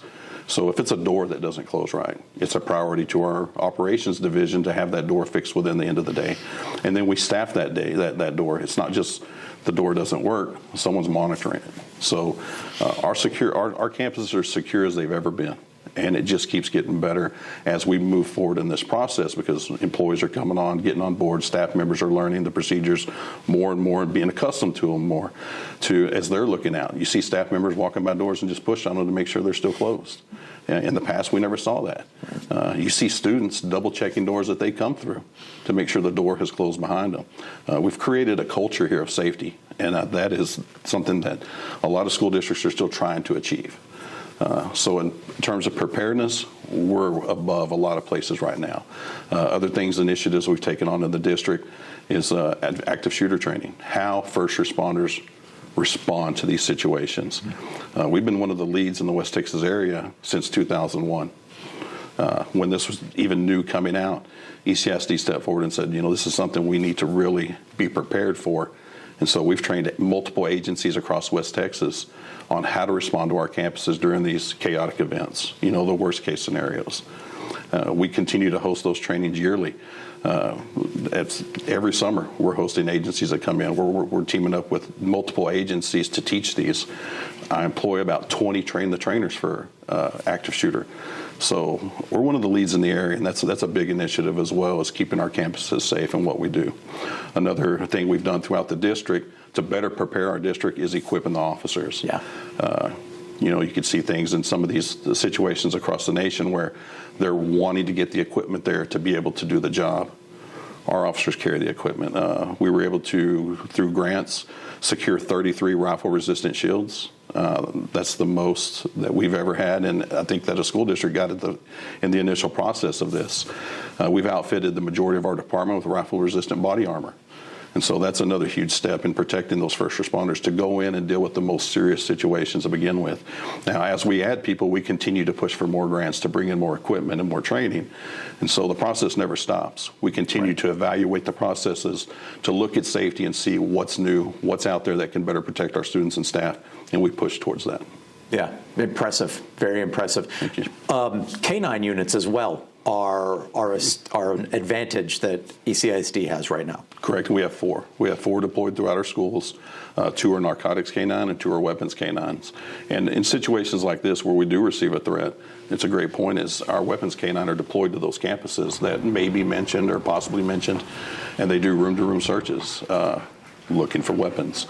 These dogs are highly trained. The officers are trained, they train monthly.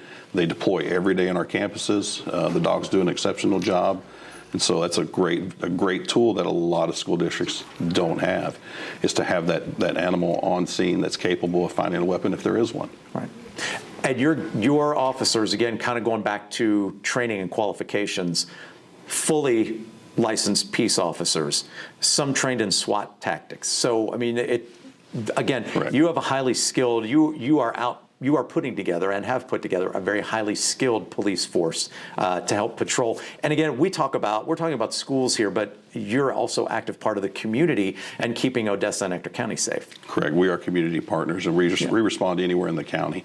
We've also been deployed to a lot of counties outside of ours to assist. We've sent our weapons dogs to places such as Alpine, Midland, I believe Big Springs. So we're not just Ector County. We're a community. We're West Texas.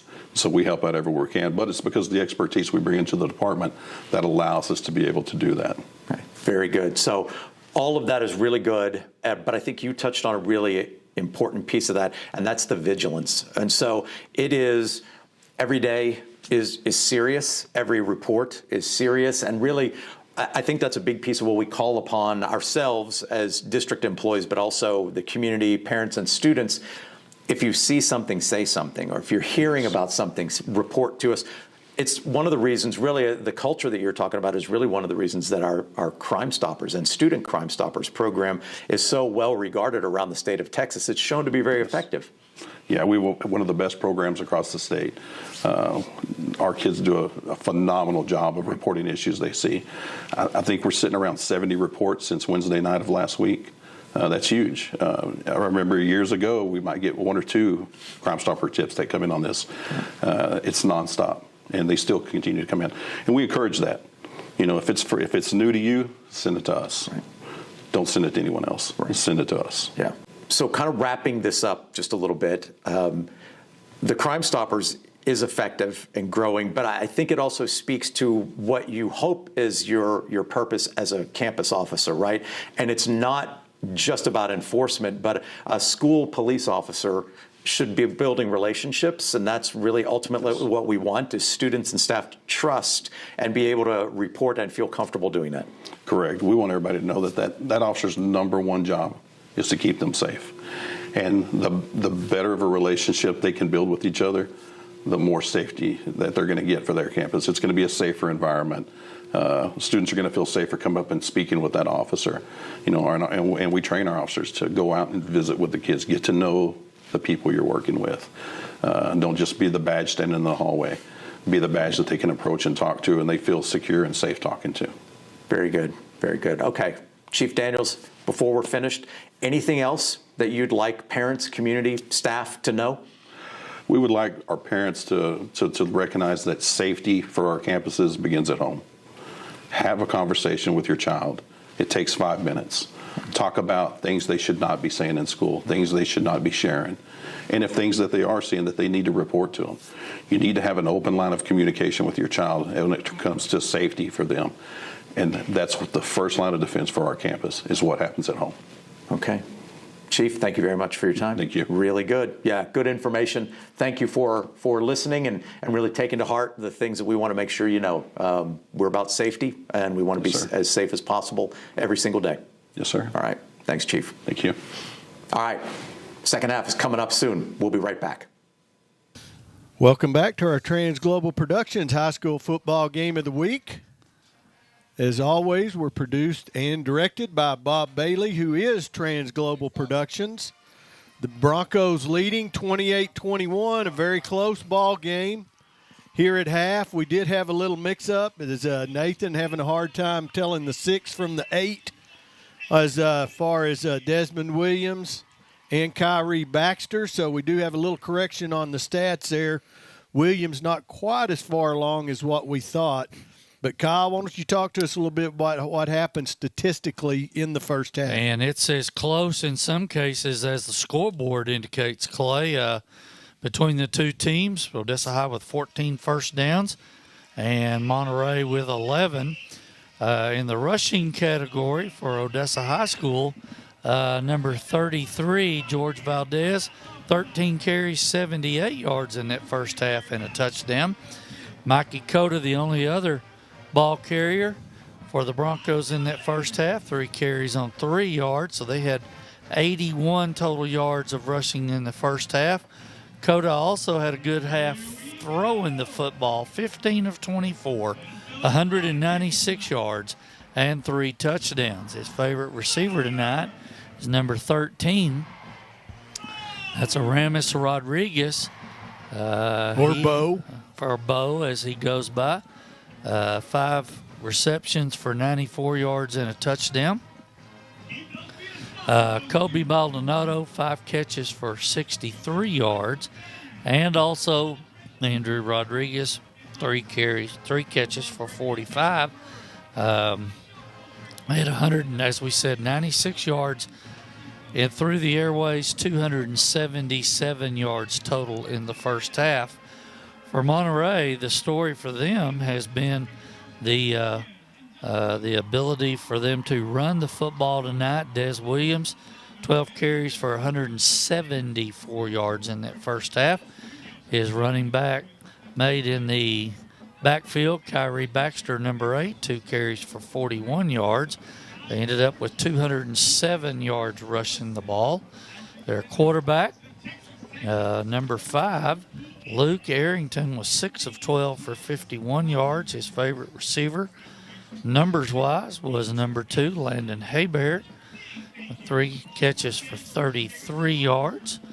Dallas Trevino had a catch for 9. Number 3, Cam Taylor had a catch for 4 and 13. Josiah Glass also had a catch for 5. They had 51 yards throwing the ball and catching through the airways. 264 yards for them total in the first half. So we saw some individual talent, Clay, that really shone, I guess you will, on the shine there, however you want to say it. But the second half is going to come down to whose defense is going to be able to shut the other one down. As you can see, our Bronco crowd and the light show happening here at Ratliff Stadium tonight. Well, elsewhere around the district this week, 2-6A, as that's our home district here. Tomorrow, all the games are Friday except for this game tonight. Tomorrow night, the Panthers of Odessa Permian will be playing here at Ratliff also against Amarillo Tascosa. From up in the Panhandle, the Panthers 3-0 on the season. Midland Legacy will be traveling to Shotwell Stadium in Abilene to take on the Abilene High Eagles. Legacy 0-3 uncharacteristic, but we've had much discussion about that schedule. Maybe the toughest schedule in the district, no doubt, Crazy. Non-district. And so they're going to Abilene to try and get back their winning ways, who, of course, the Panthers beat Abilene here last week, 42-37, so beat them only by 5. The Bulldogs of Midland High will be in Midland tomorrow night against El Paso Montwood, Kyle's favorite El Paso school. Obviously last week, since I tried to get them to come play here. Friendship is coming off a huge win in Wichita Falls Legacy, 70-7. But they're going to take on Lubbock Cooper next week, so it's going to be a whole different situation up there in Lubbock. Lubbock Cooper is much, much, much better, I would think, Wichita than the Wichita Falls team. And they've had some teams and some talent up out in the Cooper area of Lubbock, out on the northeast side of the city and the area up there around Lubbock. Most of you that are listening to us know that. Backtrack real quick. Midland High 2-1 on the season. Friendship 2-1 on the season. Lost that first game against Byron Nelson from the Dallas area. And the last game this week in District 2-6A is going to be the San Angelo Bobcats playing at home versus Belton High School. San Angelo 1-2 on the season after beating Abilene Cooper last week for their first win. And here come the Broncos, red light and all, as we get prepared to start the second half here at Ratliff, as the Broncos will be kicking off to the Lubbock Monterey Plainsmen.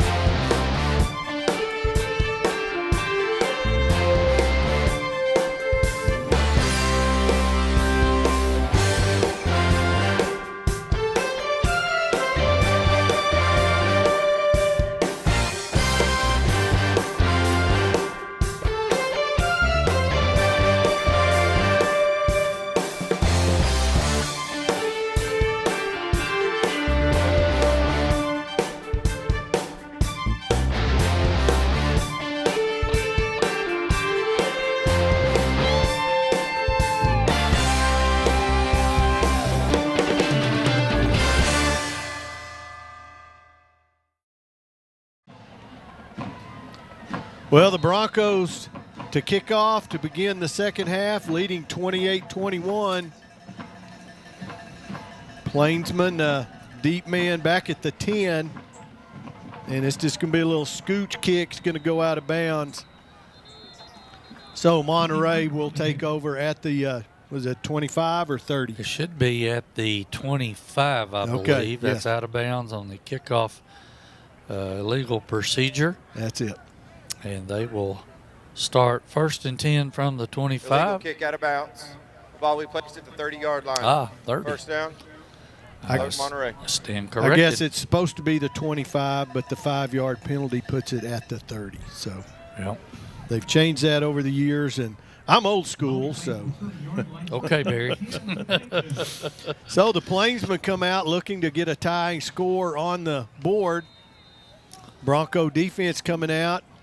Everybody's a little bit refreshed after halftime. Sun is down. It is cooled off about 10 or 12, about 10 degrees, down into middle 80s now.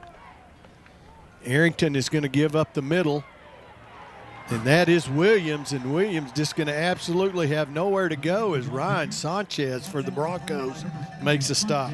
And he's playing the defensive end position for the Bronco defense on the left side. Got off the block. Watch our Odessa College instant replay. And he just got off the block, kept his outside gap responsibility, and made the play for only a 1-yard gain. Second down, going to swing it out to Williams, and he's got some green. Going to run through a Bronco, but the Bronco still makes a tackle just short of the first down. Jesus Avila out there to make the play, just a little swing pass. Got an injury on the field, as you see the tackle there, and we'll be back to Ratliff right after this. Rosa's Cafe's breakfast takes me back to those early mornings.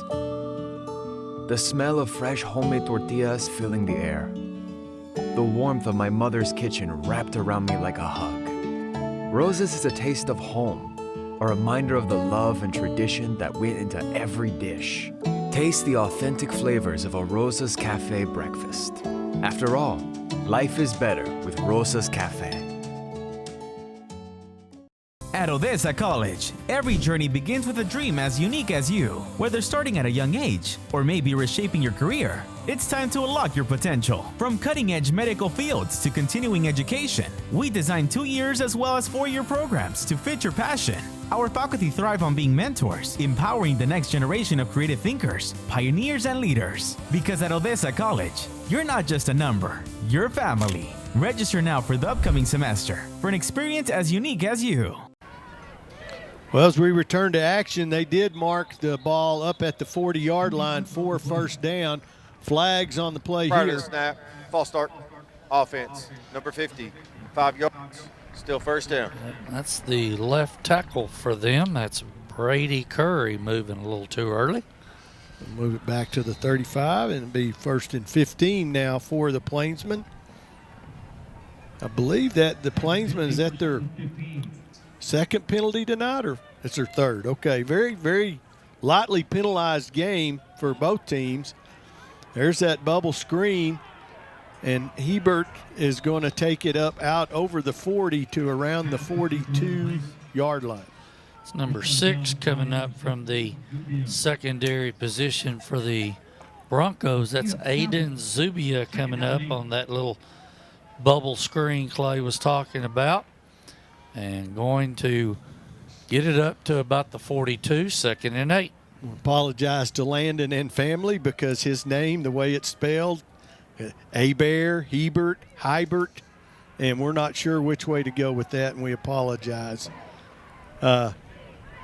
Second down, Williams up the middle, and dancing still on his feet all the way down to the Bronco 45-yard line, pick up a 13. Yep, that's right up the middle on Odessa College instant replay. Actually cut back off the left side. Ran over Dominic Taylor there before Taylor could get him on the ground. Up to the Bronco 45. Monterey has first down. It's like they've decided they're still going to stay with the running game, which... Well, if it ain't broke, don't fix it, is old school, but that seems to be what they're working on right now, as Williams is definitely having a field day carrying that ball up the middle of the Bronco defense. There he goes again, and this time he's going to be brought down after a gain of about 5. Ryan Sanchez again from the defensive end position making the play. He's going to come off the field for a minute. We'll see number 48 take his spot, Jason Sanchez. He's a defensive lineman and a junior for the Broncos. 2nd and 5 now for the Plainsmen as Arrington's going to split 2 receivers up top. You got 1 man at the bottom. And it's going to be, he's going to go for it all. He's basically a free play there, it sounds like, his flag on the play. Going to be offsides against the Bronco defense. They jumped, maybe went on a hard count there and got the Broncos to jump forward. A little discussion here. See our officiating crew. Guy in the white hat is Jay Sherrill. He's our head referee tonight, and he's going to make the call. Prior to the snap, false start. Number 3 on the offense. 5-yard penalty, still 2nd down. My goodness, wow. That's a surprise. We didn't see that, did we? Yeah. So that ball should have been dead. Kind of left the Broncos a choice there. It could have gone 3rd and 5. Yep. So, but they're going to take the penalty. 2nd and 10 now for the Plainsmen. Going to have a Q Boyd split at the bottom of the screen with Abear in the slot. And I believe that's Cam Taylor split out wide at the top of the screen. H there right off the line of scrimmage. Oh, they put it on the ground, but I think Arrington falls on it. Yes. Faked the handoff there to Baxter. And I think Baxter didn't think he was faking. And going to be a loss back to the 49. Mason Tennyson from his defensive tackle position, number 95 for the Broncos, almost got to that football. That'd have been a big turnover. Yes, it would have. 3rd and about 14 now for the Plainsmen. And coming into the ball game tonight, the Plainsmen had lost 4 fumbles so far this year, 2 against Choctaw and then 1 each against Wiley and Franklin intended for Turner there. Also going both ways, Elijah Turner, the middle linebacker, but incomplete in a 4th and 13 punting situation. And I'm not sure where Arrington was going with the ball there, and I don't think he did either. The 2 receivers that were in the slot up at the top were both running slants, and I think he was trying to throw to the one closest to the ball inside. That'd be the number 3 receiver inside, and he just did not get him the football there. Cardenas on again to do the punting. High snap, boy. He does a great job. Kicks it right-footed. He place kicks left. I'm assuming he punts left. I don't even remember. I just assumed he did, but he punted that right-footed. So what a heads-up play by Gio Cardenas, saving a disaster on special teams for the Plainsmen. Yeah, that could have been a big switch in field position if that would have not been handled by Cardenas or Cardenas. Hopefully we got that name right. We'll apologize as well. But the Broncos have their first possession of the second half. 1st and 10 from their own 20-yard line. 8:24 remaining here in the 3rd quarter. Broncos' first possession here is Coda's going to fire for Baldonado. And I think he heard footsteps. Yeah, he had a safety bearing down on him there. And I think that was number 21, Jesse Elizondo. And he was getting down, and ball falls incomplete. Yeah, he heard footsteps. He knew he was fixing to get it there. Kind of short-armed that. And Coda tried to thread the needle, didn't get there. 2nd and 10 from the 20. Broncos with 2 receivers, top and bottom again. Valdez in the backfield. Valdez picks up the blitz. Coda rolls right. He's got Medrano. Medrano out over the 40, over the 50. Medrano may go all the way. Touchdown Broncos, 80 yards on the pitch and catch. He was in the slot, Clay, and Coda bought time for that route to come open. Watch here as he starts rolling to the right. The receiver, Medrano just worked his way into the open spot, and once he got a little help right there, it was off to the races. Broncos are on the scoreboard once again. 80 yards.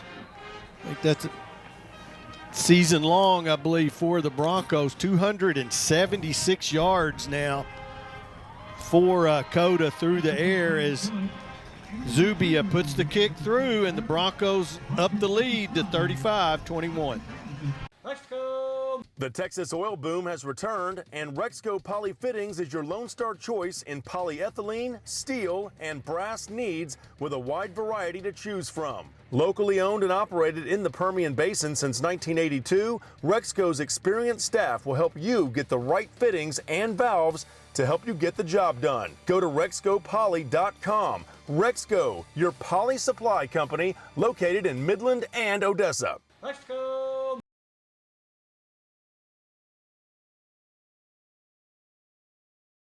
Taco Villa combo meals are a great value, and now we have 3 delicious new ways to save on lunch and dinner. Whether you choose 2 flavorful bean burritos and a 20-ounce drink for only $5.99, or 2 of our famous crunchy tacos with a 20-ounce drink for $6.99, or bring a friend and share 3 crunchy tacos, 3 bean burritos, and 2 refreshing 20-ounce drinks for only $17.99. A combo meal at Taco Villa sounds good to me. Your Trans Global Production high school football game of the week. Thursday night as the night tonight. The Broncos strike quickly, 2 plays, an 80-yard touchdown pass from Mikey Coda to Santiago Medrano has put the Broncos up now by a score of 35-21. Took them only 2 plays and 22 seconds as an incompletion and the 80-yard touchdown pass. So Monterey once again is going to take over at their own 30-yard out of line. bounds. The ball would be placed at the 30-yard line. First down. Lubbock. So Bronco defense got off the field with that first drive to start the half. See if they can do the same thing again. They didn't get much rest, though. No, they did not. But that's the good kind. That's the good kind of not getting rest. That's what happens when you have that big play potential, and it sure showed right there for the Broncos. There's some good downfield blocking. I couldn't tell if that was Andrew Rodriguez or Kai Baldonado, but good block downfield also on that play for Medrano. See number 19, Jacob Pornon, lining up in his defensive tackle position. Monterey's Lubbock. Going to take First team timeout. Are you sure we should take this billboard down? People find out State Farm does car loans as well as they do insurance. Our bank is through. Good point. Grab an edge. Look, there's 2 guys on the State Farm Borrow Better banking sign. No, for real, there's 2 dudes on the State Farm Borrow Better banking sign. Gentlemen, please get down from the State Farm Borrow Better banking sign. Phil, get the hose. Okay, he's getting the hose. All right, let's go. Want to borrow better? Contact State Farm agent Mike Podzemny about a car loan that can save you hundreds.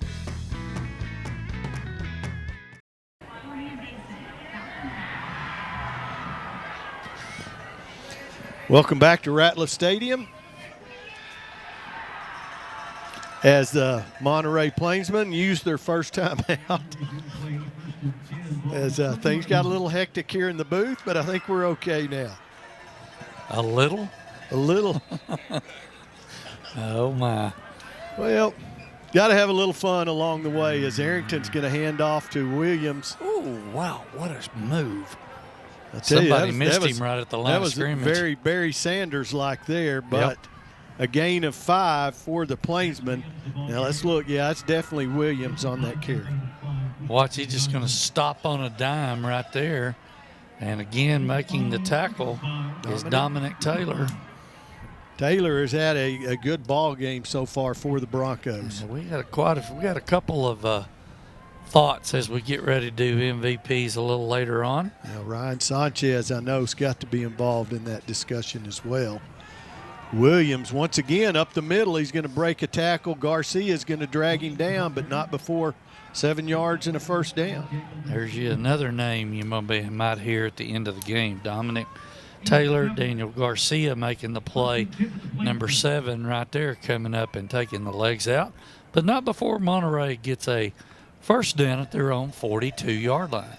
2 receivers split top for the Plainsmen. Trevino remains in the game at H-back. He's in motion. And Williams is going to take it over the left side. Got a good push up there. He's going to be out around midfield before he's taken down by the Bronco defense. And that's Dominic Taylor again making the play off the outside there. They got a good seal off their left side. We're going to take a quick timeout. We'll be back after this.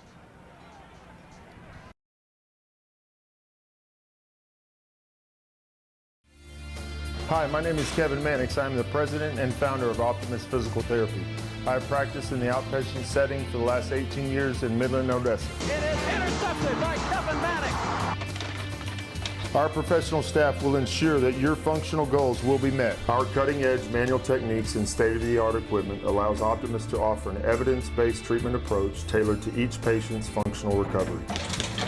Remember, Optimus Therapy for optimal results.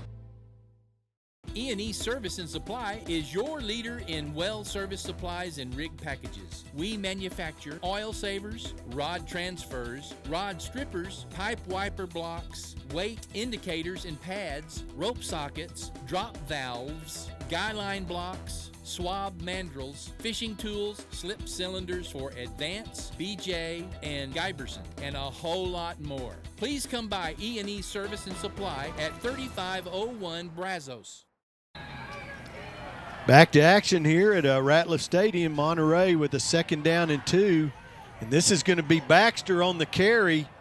And it is going to be a face mask, but Baxter still fights forward, picks up 12 yards down to the Bronco 40, and going to tack 15 onto that. Mason Fosenbacher coming up to make the play as we wait on the call from our head referee, Jay Sherrill.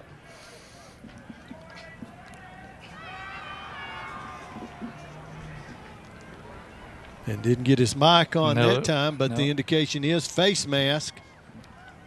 So that's going to be a 1st down. That's going to be a net 27-yard play for the Plainsmen, and they're at a 1st and 10 now at the Bronco 25-yard line. Yep, they're moving the football. I don't know why you would go away from running the ball if you're Monterey right now as the clock begins to roll. You can see down the right-hand corner of your screen. Baxter in the backfield with Arrington, and he's going to carry it again up the middle. And I tell you what, they hit him, but he falls forward almost every time. Jason Sanchez on the tackle. Flag on the play. No? Well, he lowered that shoulder right into the Bronco defender 48 there, Jason Sanchez, you said. And he just said, "You're not going to stop me, young man, not without getting run over." Well, he did stop him, but he did pay for it. About 6 yards down the field. 2nd and 4 for the Plainsmen. 2 receivers still at the top of the screen.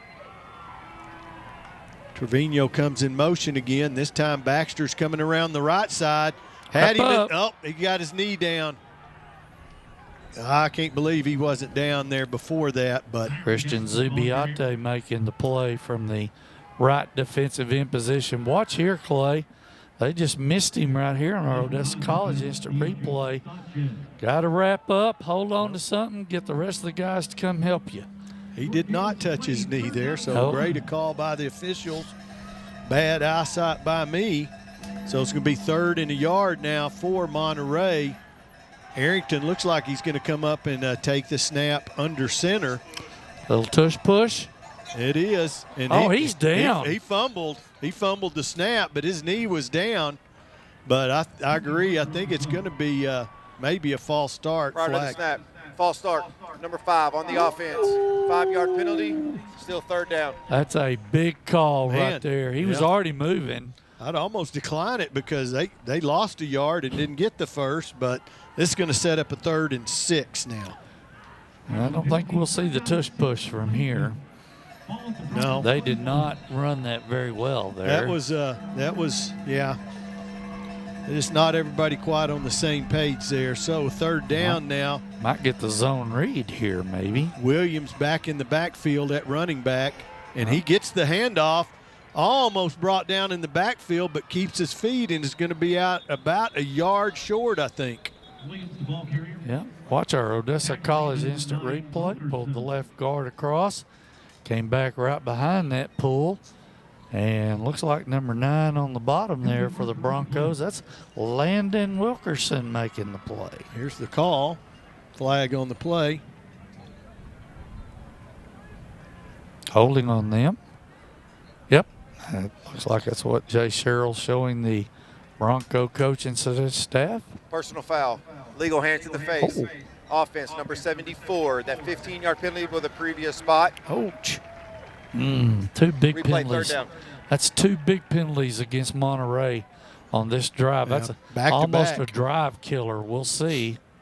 After taking advantage of the big penalty from the Broncos of the 15 on the face mask. What's that old song? There's a bad moon rising. Well, that is a good-looking moon right there. Sure for sure. is. Maybe our guys can get a view of that.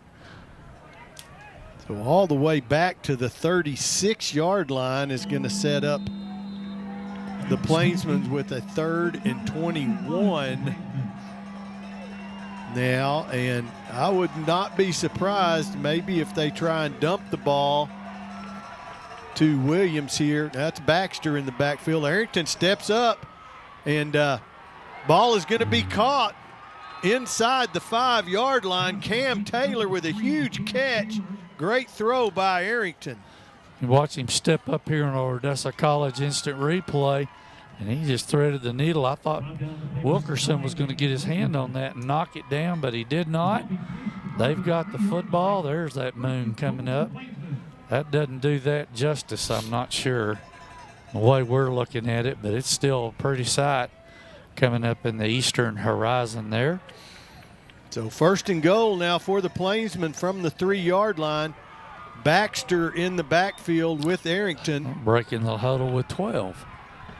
Yep, that's what's going to be the call. Legal substitution. No, I didn't call it okay. I think one was coming on as one was going off. Baxter up the middle, and he's into the end zone. Touchdown, Plainsmen. Kyrie Baxter takes it into the house, and the Plainsmen will cut the lead to 7 with the extra point. Just a good seal block by the center, and the left guard saw the hole open up right there between that area, and Baxter didn't have to do much to get into the end zone there for the Monterey touchdown. Good response by the Plainsmen after the Broncos scored. Gio Cardenas on to do the kicking for the Plainsmen.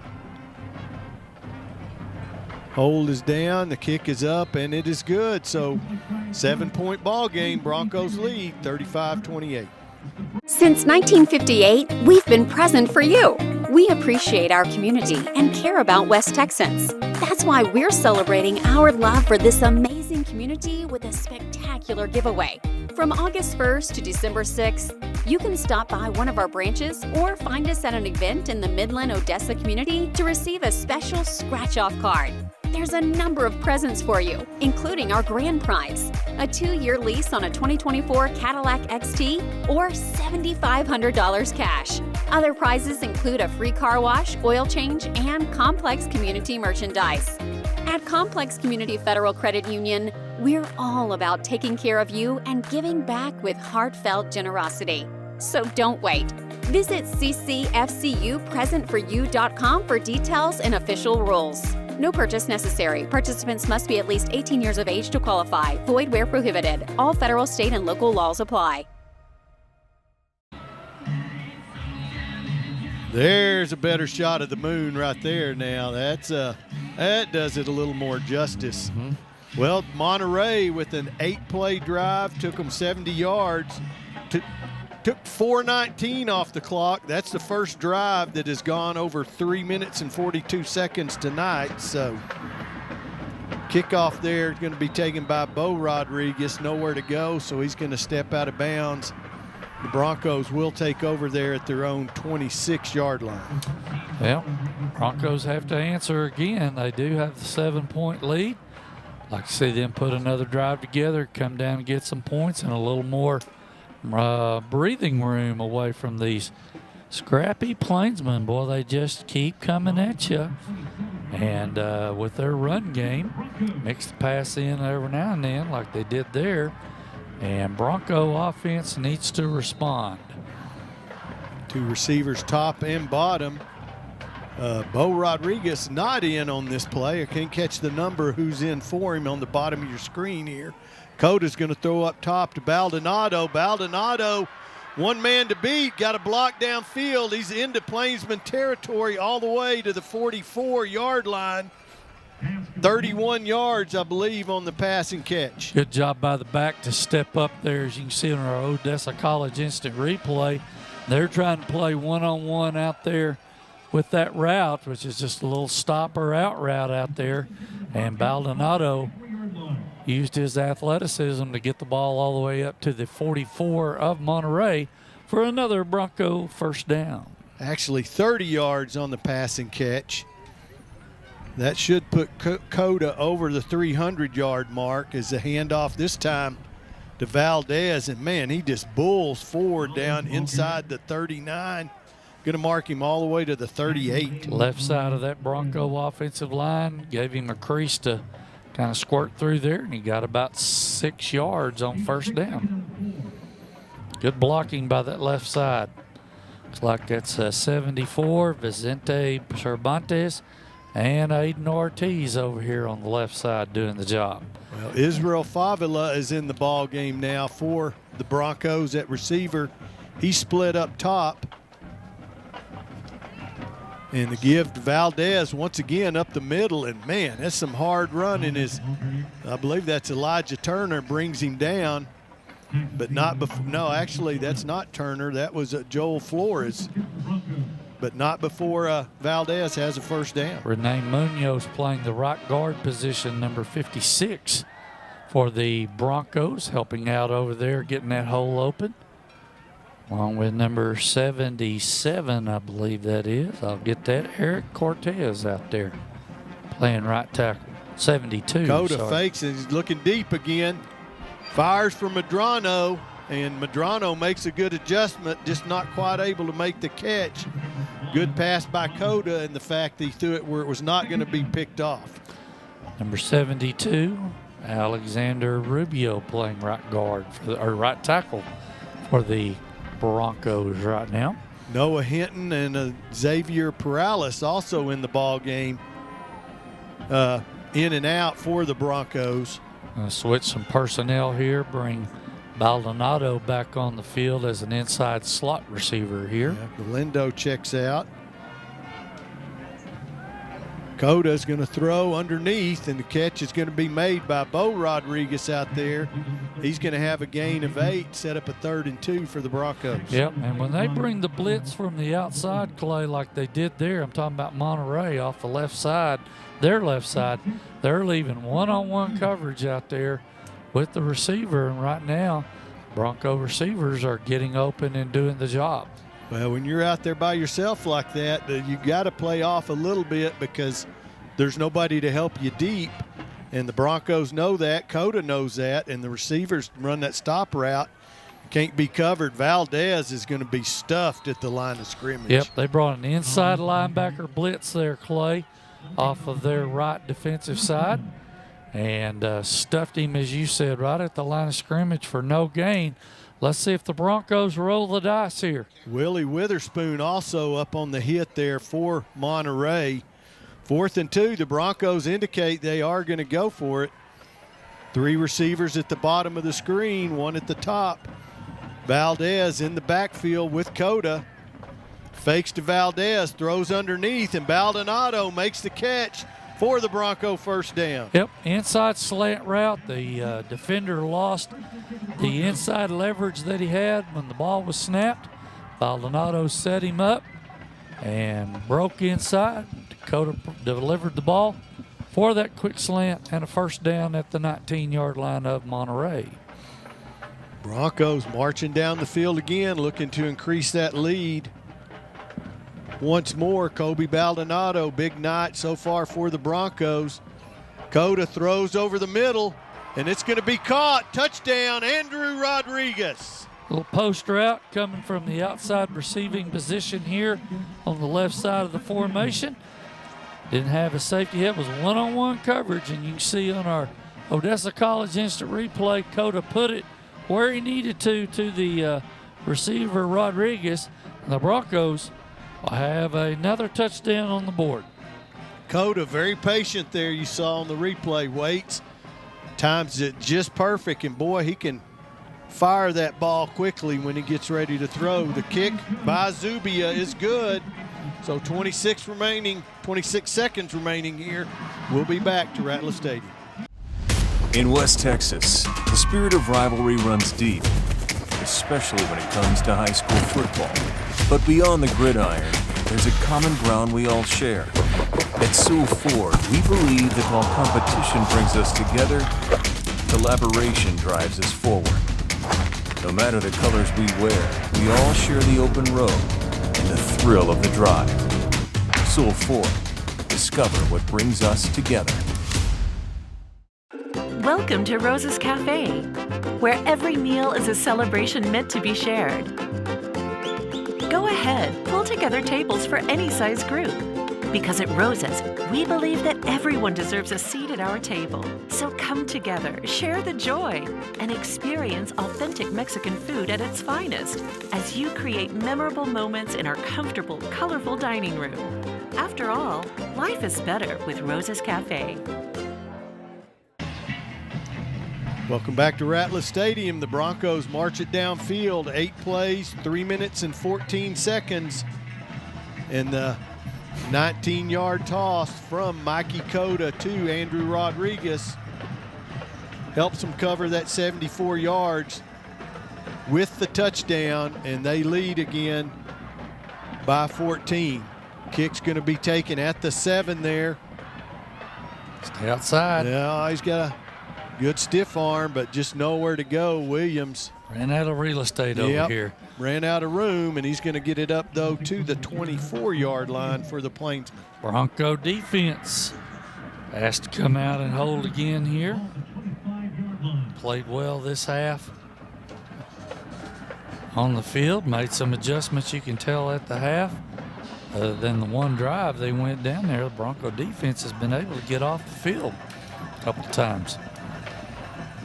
Well, I'd like to do the same here, as only 17 seconds remaining, only a play or two here in the third quarter remaining. 2 receivers bottom, 3 top is an empty set for Arrington. He throws quickly, and Williams trying to run before he catches it, and it pops loose, incomplete. Yep, he tried to turn upfield and see what was coming to get him, Clay, and he forgot one thing, the football. Well, and he did have room to run there, so. Yeah, that right left flat over there was wide open. If he could have secured it and got it tucked away, turned up and moved on upfield, but it's an incompletion. 2nd and 10 from the 25-yard line. 2 receivers bottom, 1 top. This time we're going to reverse. That's going to be Boyd, number 12, and he's out over the 35. Boyd still on his feet, 1 man to beat. Boyd finally pushed out of bounds at the 25-yard line. Wow, 50 yards. Landon Wilkerson had the angle on him, and that's what saved a touchdown right there, him hustling across the field to get him pushed out. But what a great call on the reverse. And they had it set up on the left side with a lot of that green turf to run with. That's the speed we haven't seen tonight yet from Boyd. Nope. Wow. We saw it on film a couple of times. Yep, Arrington throws underneath. This time Abert, and he's going to have the ball inside the 10. Is going to be a 1st and goal. When we return for the fourth quarter, the Broncos leading the Plainsmen 42-28. At Odessa College, every journey begins with a dream as unique as you. Whether starting at a young age or maybe reshaping your career, it's time to unlock your potential. From cutting-edge medical fields to continuing education, we design 2 years as well as 4-year programs to fit your passion. Our faculty thrive on being mentors, empowering the next generation of creative thinkers, pioneers, and leaders. Because at Odessa College, you're not just a number, you're family. Register now for the upcoming semester for an experience as unique as you.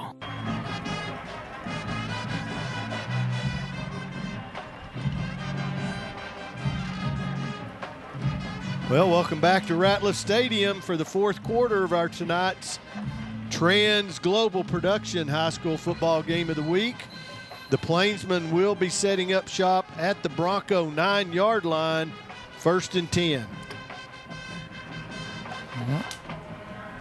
Arrington tonight he's done a good job now. He's up 113 yards, and that's mainly just a short passing game. Really hadn't stretched the field other than a couple passes like the one they threw Dover on the corner over there when it was 2nd or 3rd and long at the end of that last drive. But yeah, they're just kind of nickel and diming the Bronco defense and using that run game to do their damage with. So here's the first down play. And the give is going to be to Williams up the middle, and he's going to pick up about 2, maybe 3 down to the 6-yard line. That is good containment and defense right there by number 5, Christian Zubiate from his defensive end position. Kept him inside, did not allow him to bounce, and the pursuit coming from the inside helped as well. So that's good technique defense right there for the Broncos. Arrington going to keep it and roll right. It's going to get rid of it quick, and the pass is completed. I believe that's Trevino. No, but it was the H-back. Watch, he's going to block right there, Clay, and then just release. That's just a little chip block almost. And Mason Fosenbacher taking his waist and legs out. And it was Trevino, as the high snap is not going to be a problem. And the Kyrie Baxter takes it into the end zone for the Plainsman touchdown. Yep, they just did not keep him inside there, break down and make the tackle off the end. And the Monterey back scoots on into the end zone. And we're back an extra point away from making this a 7-point ball game again. Cardenas to do the kicking once again. Ball is down, the kick is up, and it is good. So 11:03 remaining in the ball game. The Plainsmen trail the Broncos 42-35. Wake up to great value with breakfast combo meals now at Taco Villa. Whether you choose mouth-watering biscuits and gravy, hash browns, and a 12-ounce coffee for only $3.99, or your choice of breakfast taco, golden hash brown with a 12-ounce coffee for $4.99, or your favorite breakfast burrito, hash brown, and a piping hot 12-ounce coffee for just $5.99. Breakfast at Taco Villa sounds good to me. Are you sure we should take this billboard down? People find out State Farm does car loans as well as they do insurance. Our bank is through. Good point. Grab an edge. Look, there's 2 guys on the State Farm Borrow Better banking sign. No, for real, there's 2 dudes on the State Farm Borrow Better banking sign. Gentlemen, please get down from the State Farm Borrow Better banking sign. Phil, get the hose. Okay, he's getting the hose. All right, let's go. Want to borrow better? Contact State Farm agent Mike Podzemny about a car loan that can save you hundreds.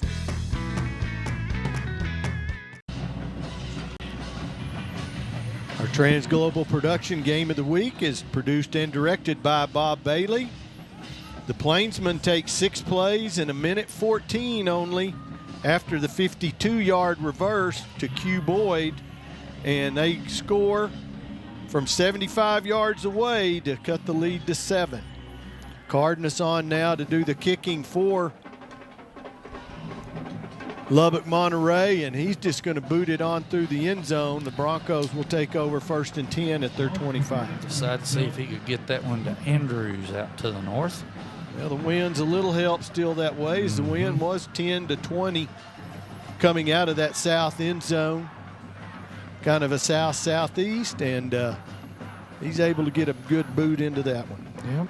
So the Bronco offense has to respond again. Let's see if they can do so.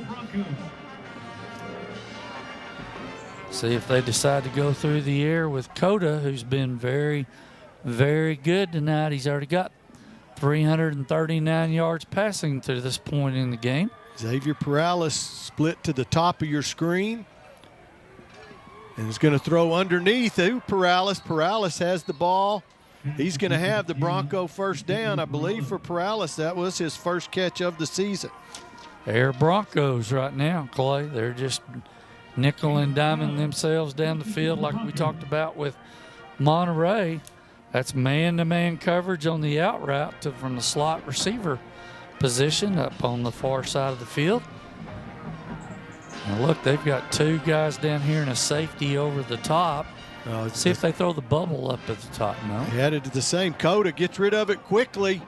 And he's got, broken up at the last second. Is that ball intended out there? I believe Andrew Rodriguez was the intended receiver and just broken up at the last second. Watch our Odessa College instant replay. Coda might have had to get rid of that a little earlier than he wanted to. Had pressure in his face, and the Q-Boyd, that was corner. Elizondo, I think, 21. Really? Yeah. It wasn't 12? I don't know. It may have been. Whoever it was. Whoever it is, they had a 2 and a 1 on their jersey. He had good coverage. Quick blitz, but able to get rid of it is Coda. And out over the 50-yard line, I believe that's Perales again. And he's going to have another Bronco first down, and I'm incorrect. That time, Abel Avila on the reception for the Broncos. And they brought a blitz off the left side of the Bronco formation, and Avila able to get out there in that flat from the vacated spot where the blitz came. Nobody had that responsibility on the defense. The guy covering him blitzed, and Coda picked it up real quick. Yes, he did. There's Valdez with a good cut up the middle. Valdez, ball comes loose. We'll call him down. I can't tell. The official's standing there, but yeah, he's not moving. The umpires, looks like he's going to mark the ball. No, he's going to pick it up. See if he's down right here in our Odessa College instant replay. Let's find out. Nope, that ball's out. That ball is out on the tackle by number 15, Elijah Turner, for the Monterey Plainsmen. Well, and that's just unfortunate, just fighting for extra yardage. And give the guy credit for knocking the ball loose. Yeah. I mean, he's right where on pursuit angle, he's got a chance to knock that ball loose, and he did. And now the Bronco defense has got to step up and stop this Monterey offense from tying up the ball game. So Harrington's going to give to Williams over the right side. Williams not able to get the corners. He's driven out of bounds, helped there by Aerith Benavides. I couldn't catch the other number. I believe that was Dominic Taylor, number 0, coming from the inside out. Well, that probably would have been my first guess. Called his name a few times tonight on defensive plays. Out to the 33-yard line now, going to set him up with a 2nd and 7, or the Plainsmen going to put Cam Taylor down here at the bottom of your screen. I got a tough choice on MVP defensively tonight. Quick bubble out there to Hebert, and he's out over the 45-yard line. He's going to have about 15 yards and a first down. That's Landon Wilkerson making the play. Watch our Odessa College instant replays. He cuts back across. Man, he almost knocked his own lineman out of the way. Hey, fella, move. I'm trying to do something here. We'll give an assist to Jesus Villa there as well on the tackle. So another set of downs for the Plainsmen. 9.5 minutes remaining in the ball game. They trail by 7. And moving the football.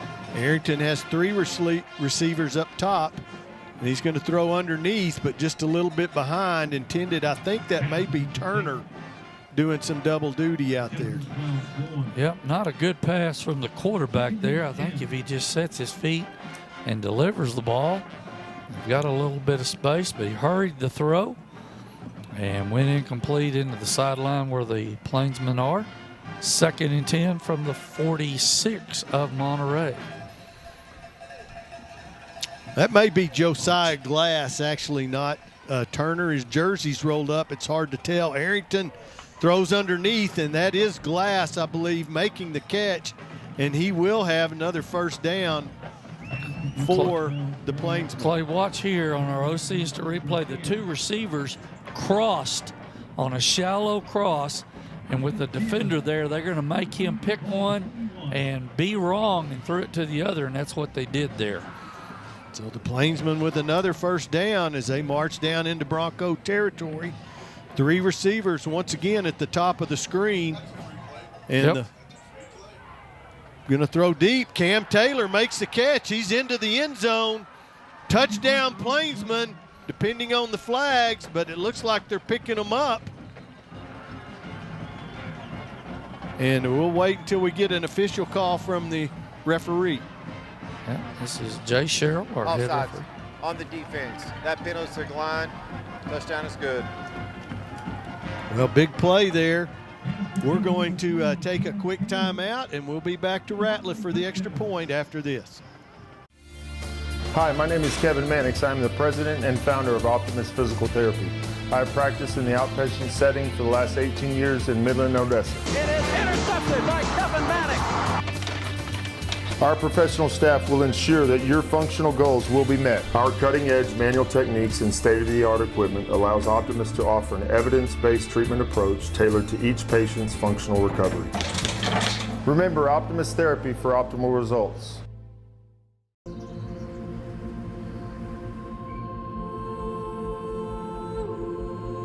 At Sewell, we know that cherished memories are made in the simplest moments. And those memories are made one play at a time.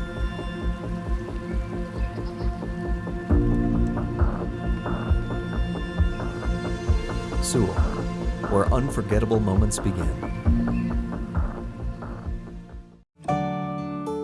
Rosa's Cafe's breakfast takes me back to those early mornings. The smell of fresh homemade tortillas filling the air. The warmth of my mother's kitchen wrapped around me like a hug. Rosa's is a taste of home, a reminder of the love and tradition that went into every dish. Taste the authentic flavors of a Rosa's Cafe breakfast. After all, life is better with Rosa's Cafe. Gio Cardenas on to do the kicking now for the Plainsmen, looking to tie this ball game up. Snap is good, the kick is good, so we're right back where we started. All tied, 42-42. We'll be back for the Plainsmen kickoff in a moment. Rexco! The Texas oil boom has returned, and Rexco Poly Fittings is your Lone Star choice in polyethylene, steel, and brass needs with a wide variety to choose from. Locally owned and operated in the Permian Basin since 1982, Rexco's experienced staff will help you get the right fittings and valves to help you get the job done. Go to RexcoPoly.com. Rexco, your poly supply company located in Midland and Odessa. Rexco! Welcome back to Ratliff Stadium in Odessa, Texas tonight. The Plainsmen take the ball 70 yards in 5 plays in only a minute 18, and they tie it up here with 8:48 remaining in the ball game, 42 apiece. So you came to a track meet and a football game broke out. Yep, that's what it looks like right now, and it's going to be, it's like you said in one of our breaks, it may be who has the ball the last tonight. Might be whoever has the last possession tonight. May come away with a W. 8:48 left in the ball game. Cardenas going to kick this one back to Andrews into the end zone. So the Broncos once again will take over at their own 25-yard line. They were moving the ball last time before the unfortunate turnover, and Monterey definitely took full advantage of that, and quickly. Yep, they did. Go back to what you've been doing. You don't have to change anything right now except secure the football. Well, and you know, Valdez, you watch him when he busts through that line. He's carrying it with 2 hands. He just was fighting for yardage a little further downfield, and Monterey just doing everything they can to strip the ball. And the guy came from the blind side and knocked it loose, and that's what caused the turnover. So watch Baxter. He's lined up at right defensive end, and he'll be coming. Coda's got time, and he throws for Bo Rodriguez. Little contact there, no call. And pass maybe a little behind him, going to bring up 2nd and 10. Yep, good protection that time by the Bronco offensive line. Coda stepped up in the pocket. Right now, that man-to-man coverage in the back end of the Monterey secondary Was Johnny on the spot there to break up that pass? Going to have two receivers, top and bottom, once again. Baldonado and Bo Rodriguez at the bottom. Medrano and Andrew Rodriguez at the top. Coda throws underneath for Baldonado, but good coverage out there by, here's our new best first name, Espen, E-S-P-N, Garcia on the coverage, and he knocks the ball to the turf. Yep. Good play by him. Broncos, unfortunately, now looking at a 3rd and 10 and need to pick up some yards here and keep this drive going. Trips down here, 3 receivers. Let's see if they get the one-on-one coverage they want at the top. They do. And that's the way he's looking, and that is Andrew Rodriguez still on his feet. And he does secure the ball. He's going to be out over to the 40-yard line. They're going to mark him down with progress. Came on the deep 10-yard in route. Right in front of the defensive back. Watch our Odessa College instant replay. Right inside. Missed a tackle there, Monterey did. And got the ball up to the 40-yard line for a Bronco. First down. But as you called it, they went to that man coverage out there, and that's where the Broncos threw the ball. Coda this time looking to run for his life, still on his feet. Coda's going to carry the ball out to the 44-yard line. Once again, he's actually going to net some positive yardage out of nothing. Yep, when he came back to this side of the field, maybe some receivers would start working this way. And well, he was running for his life. Didn't have much of a chance. Watch our OC instant replay. Thought he was going to run into that guy, but he did not. It's almost like a pinball from the old pinball machine. What a very athletic play, though, Yep. still. The Broncos, I think, are going to take a time out here and talk about it. At Odessa College, every journey begins with a dream as unique as you. Whether starting at a young age or maybe reshaping your career, it's time to unlock your potential. From cutting-edge medical fields to continuing education, Well, sorry about that, folks. The officials had us totally confused. Up the middle, Valdez, big hole all the way down to the Plainsman 40-yard line. Going to be a pickup of 15. Looking like Larry Zonka there off the left side. Now that's old school. That's old school. Man, he had both hands on that football, and he just lowered himself shoulder-wise and said, you are going to have to take me and my legs out. Runs at about a 60-degree angle, leaning forward. Remember the man. Yep, that's Larry Zonka. Miami Dolphins. Yep. So the Broncos with the big first down. Fake this time. Coda keeps it over the right side, and Coda all the way inside the 25 down to the 24, 23-yard line. That's the zone read. Watch. He pulls, goes back outside where the open lane is, and gets upfield down to the, looks like about the 24-yard line, just inside of that 24 for another Bronco first down. I believe that's the first time he has kept it all night on any of that, on that play, though. So that's definitely going to catch some folks unawares. Pass complete to Andrew Rodriguez. He's going to fight forward, still on his feet, all the way down to the 11-yard line, and another Bronco first down. And the formation, along with the hurry-up type of offense, did not allow Monterey to get set up totally there. They ran the quick stop, and it was open for a catch and a first down. Boy, the Broncos ready to go again. Two receivers, top and bottom. Coda looking to throw again. Pump fake, throws for Rodriguez. He made the catch. Oh, touchdown, Broncos. He just took that ball off the guy's back. Is that one of those reach-around catches, maybe? Watch here on our OC instant replay. He's looking that way the whole time. Little pump fake, stop and go, and he just took it off his shoulder. Took it off his shoulder pad. That was good coverage out there by Boyd and the Plainsman, but just a great catch. And never turned around to look at the ball, and that's just an athletic play right there for the Broncos. Zubia puts the Broncos up again by 7. 6:33 remaining in the ballgame.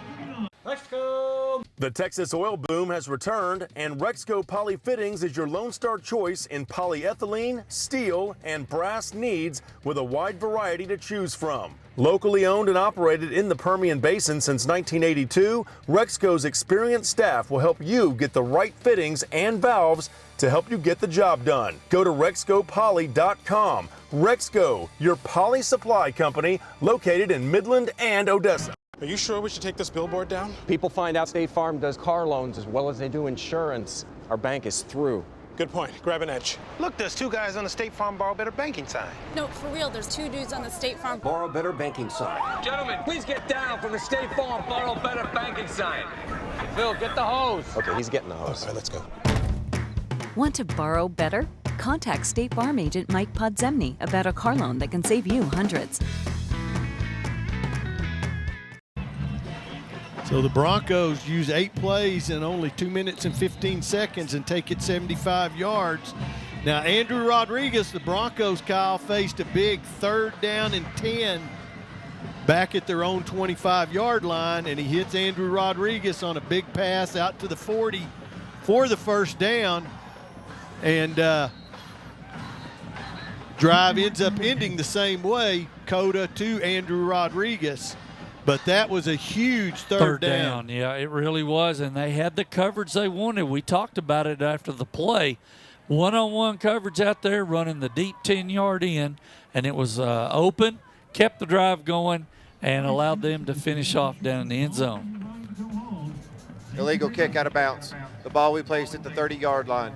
1st down, Lubbock Monterey. And let's see if the Bronco defense now can step up and stop Monterey here with a 7-point lead. 6:33 to go. Plainsmen have 2 timeouts still left to work with. Broncos have 3 left. Plainsman a little lucky on that kickoff as the up man let it go, and it just bounced and happened to bounce out of bounds as Arrington does a good job of throwing on the run, and Dez. Naveed is making the play there from the linebacker. Actually, I think he's a nickel back over there on the left. Came across and made the play. You can see him lined up between the 2 receivers in the slot there on the left side. Nope. Well, lost the footing out there. I think that's glass, and he just lost his feet. Well, it's a good thing he threw that low, because if that's coming up high, Bronco defender out there, I think that's Benavides again. No, got the wrong number. Let me see if I can get that. That's number 6 out there for the Broncos. Aiden Zubia would have maybe stepped in front of that, took it to the house. Cam Taylor on this reception, he's going to be out to the 45, and then the scrum is going to carry him forward to about the 48-yard line. Miguel Ramos, number 27, making the play. The Bronco defense playing right corner over here. Well, 3rd and 3 now for Monterey. 5:40 and counting on the clock. 2 down territory. I was going to say, you think it might be 2 down territory in this situation as long as it's short. I'm smelling run here, Clay. Well, see if the Broncos come with a run blitz maybe inside here. Nope. Yep. And Williams is going to have the 1st down inside the Bronco 45 down to the 44-yard line. Dominic Taylor made the play. A little counter action in the backfield from the running back. Stepped to the right, came back inside. Got the handoff from Luke Arrington and saw a hole off the right side straight ahead into Bronco territory at the 46 for a 1st down. These defenses are going to be tired tonight. They are. They are. Whoop. Oh, that's illegal motion. Yeah, they got it. There's 2 flags on the field as H moving up the field. H-back got in a hurry, and that's going to move them back to the 49-yard line. Right. Prior to the snap, false start, number 10 on the offense. Penalty, still 1st down. So 1st and 15 now for the Plainsmen, as they're going to come back out with, I'm pretty sure that's Josiah Glass at the bottom of the screen. No, Cam Taylor now at the bottom of the screen, who's had a good night tonight receiving, and he's going to be set up in man coverage. Santiago Medrano in the ball game. Arrington flushed out of the pocket. He's going to run. There's a flag back here in the backfield for the Plainsmen. Yep. It's in the, that's where it's usually called anyway. Yep. Arrington with a good run, though. Yep, and he did not force the ball there into coverage. Holding. Offense number 10. 10-yard penalty from the previous spot. Remains first down. So, wow, that's going to move them back now. It's going to be 1st and 25 as the 5-yarder for procedure, and now the 10-yarder for holding moves them back to their own 41-yard line, go the Plainsmen. Yep. So this is where you usually like to talk about, you don't have to get it all in one play. Nope. You're looking for 10, 12 yards here on first down. 6 works here. Something to cut that in half if they can. So Arrington fakes the ball. They're going to throw a screen, but it's a little bit low as the pressure coming pretty quick there from the Broncos. I think that was number 95, Mason Tennyson, along with some help. Tell you, Christian Zubiate read that very well, Clay. I'm going to go ahead and do the MVP for defense right quick. A little tough choice tonight, but I'm going to go with number 21, Mason Fosenbacher for the Broncos tonight. Okay. Had a lot of tackles, especially early in the game. There you see him back in his safety spot. Arrington throws over the middle, and ball just not held on to, trying to run, looking upfield before he makes the catch.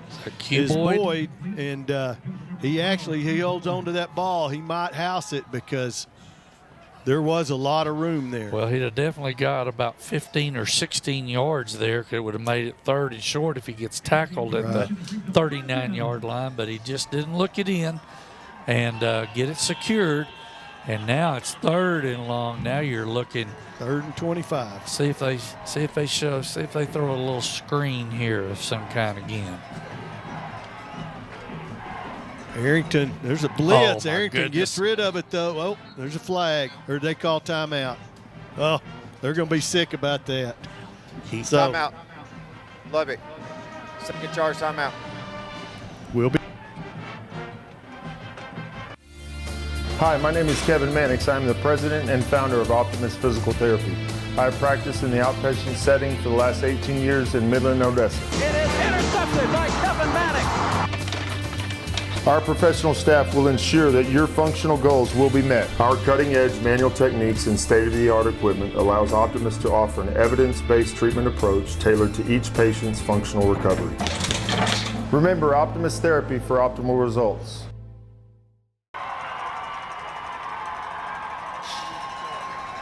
Well, here we go.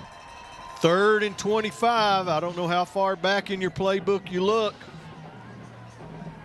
They had the call. They did on that play. They called timeout, but man, and maybe the whistle threw some guys off, but boy, Arrington threw it right where he had to, and it's up the seam. Gone. I think that was Williams in stride. See if they do it here. He was gone. You're right. See, there he goes here. Yeah, but he's a little more to the sideline here. Arrington, there's a flag on the play. Arrington's going to pick up about 10 or 12 yards, but unfortunately for the Plainsmen, that's probably going to be all for naught and bring up a 3rd and 35. One of their linemen had one of the Odessa High defensive guys, number 7, Daniel Garcia, had him pinned trying to get the 3 count like in the WWE. They had him pinned to the ground. Well, we'll see if we can get a call here. That was obvious. In a few minutes from our official. Yep. Holding. Offense, number 77. 10-yard penalty from the previous spot. Replay, 3rd down. Jacob Mosley guilty of the hold there. He had Garcia down on the mat. Going for the pin. So if you're the Broncos now, you're looking at play deep, keep everything in front of you. Hopefully you hold here. and were able to get the ball back in, decent field position anyway. Yep, no defensive penalties here. Harrington's going to throw underneath a little hook and ladder. Yeah. Look at that. Williams is going to have the first down and is going to finally be forced out of bounds. I think Wilkerson with the touchdown saving push, but the Plainsmen are able to pull the proverbial rabbit out of the hat. Yeah. Watch here. There's just a catch and a pitch to number 6, Desmond Williams, and he's got speed. He almost, but Landon Wilkerson saving the touchdown right there for the Broncos. 50, is that 59 or 54? 50-something. There's Kyrie Baxter now into the ball game on the carry for the Plainsmen as he's going to get the ball down to the 12-yard line. Yeah. Tell you what, Monterey's got a two-headed monster at running back, don't they? They have some talent and some speed. Yep. And as we've talked about a couple of times, those young men are difficult to tackle. You're not going to bring them down with arm tackle. And you're sure not going to arm tackle them at all. You're right. There he goes again. There's Baxter. This time is going to be strung out, but he's still on his feet. Baxter into the end zone. Touchdown, Monterey. My goodness. Yeah, they had him at the 5-yard line, I thought. Watch our Odessa They had him further back than that. Watch this right here. Yeah, you're right at the 10. They should have had him right right for there. No gain. And he's stiff-armed again, Clay. You're right. And look at him. Man, he's just running through people. Wow. So we're going to take a quick break, and we will be back here to Rattler Stadium after this. At Odessa College, every journey begins with a dream as unique as you. Whether starting at a young age or maybe reshaping your career, it's time to unlock your potential. From cutting-edge medical fields to continuing education, we design 2 years as well as 4-year programs to fit your passion. Our faculty thrive on being mentors, empowering the next generation of creative thinkers, pioneers, and leaders. Because at Odessa College, you're not just a number, you're family. Register now for the upcoming semester for an experience as unique as you. Wake up to great value with breakfast combo meals now at Taco Villa. Whether you choose mouth-watering biscuits and gravy, hash browns, and a 12-ounce coffee for only $3.99, or your choice of breakfast taco, golden hash brown with a 12-ounce coffee for $4.99, or your favorite breakfast burrito, hash brown, and a piping hot 12-ounce coffee for just $5.99. Breakfast at Taco Villa sounds good to me. Give it to 51. So we're back, and the Bronco player able to get off the field under his own power. And the Plainsmen are going to be looking to tie the ball game up here. And that's going to leave the Broncos over 3 minutes, which is plenty of time. More than enough time. They've only had the Broncos have only had, let's see, if that leaves them 3:15, they may not have had a drive that lasted. They had one drive that lasted 3:42. Other than that, everything's been less than the 3:26 remaining. So Cardenas now on for the extra point. And this kicking game was an issue 2 weeks ago for the Plainsmen against Abilene Wiley, and they botched a snap at the end of the game on a field goal that would have won it and lost by 1, but the kick is good. They've obviously shored things up. So it's all tied again, 49 all. We'll be back.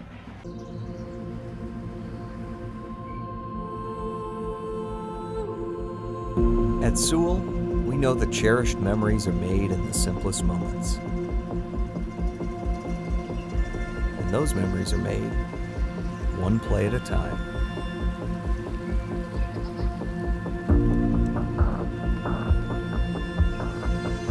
Sewell, where unforgettable moments begin.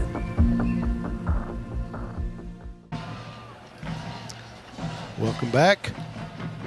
The Plainsmen with a 70-yard drive took them 9 plays, 3 minutes and 7 seconds to tie it up. prepare to kick off. Once again, we want to thank all you folks for being with us tonight from here in the Odessa area, and also our viewers up in Lubbock joining us tonight. It's been a very exciting ball game. Definitely got your money's worth, absolutely, as Cardenas once again just puts his big boot into it, kicks it out of the end zone. We were talking in the break about what's left, what's ahead here. 3:26 left in the ball game. Broncos have all 3 of their timeouts. Plainsmen only have 1. What could possibly happen here? We'd like to see a 3-minute and 26-second drive that would end up in the end zone for our Broncos. I'm sure the Lubbock people watching upstairs want to see their up in the north and see their Plainsmen get off the field defensively. So let's see what happens here. Coda's going to put it up, and he throws over the middle, and Medrano has the catch. Medrano into Monterey territory, and Medrano is going to house it again. 75 yards and a touchdown, Broncos. I think they may have left Monterey a little too much time, Kyle. It was awful quick. One play. Watch our OC instant replay. Right in the middle, missed a tackle right there, and it was clear sailing from there on. He's just putting on the cruise control right there. Wow. Jeez. So here we got Zubia now. How many does that give for? Increase the lead to the Broncos to 7. 481 yards. For Mikey Coda. That's video. Oh, the Broncos are going to fake it. And Monterey having nothing, no part of it. He's in. I don't see a signal yet. I thought I saw the referee's hand up. Let's see. Over on the far side, they had it blocked. That's why. The Broncos, well, it's on the board, so apparently they did signal he's in. Okay, right there he is. So Bo Rodriguez fakes everybody out and takes it to the house. So the Broncos now leading by 8, 57-49.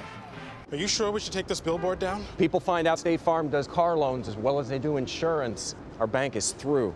Good point. Grab an edge. Look, there's 2 guys on the State Farm Borrow Better banking sign. No, for real, there's 2 dudes on the State Farm Borrow Better banking sign. Gentlemen, please get down from the State Farm Borrow Better banking sign. Phil, get the hose. Okay, he's getting the hose. All right, let's go. Want to borrow better? Contact State Farm agent Mike Podzemny about a car loan that can save you hundreds.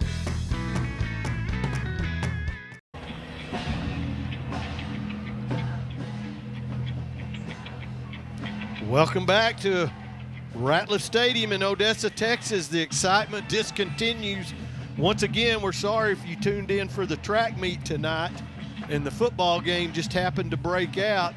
The Broncos with a 1-play drive, 75 yards, took them only 15 seconds, and they surprise everyone and go for 2, and Bo Rodriguez sneaks it into the corner of the end zone.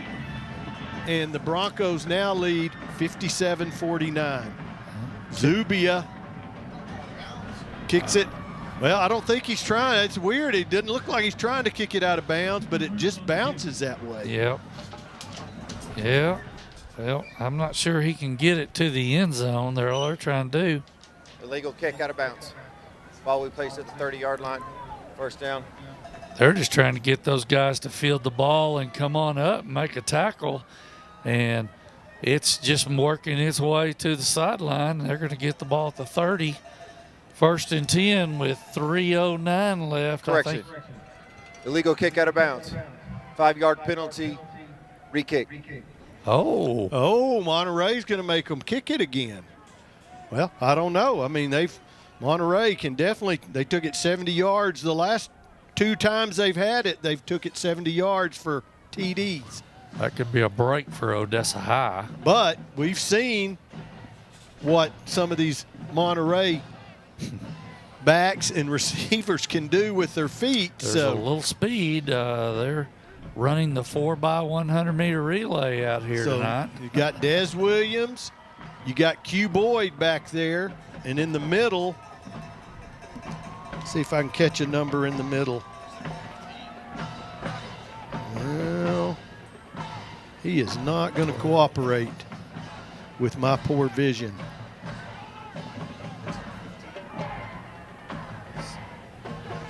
I can't tell who's in the middle. Talking about way deep? That's 18 who is not on our roster, so that's not a lot of help. Nope. So the Broncos and Zubia, Jose Luis Zubia, will be teeing it up from the 35 this time. And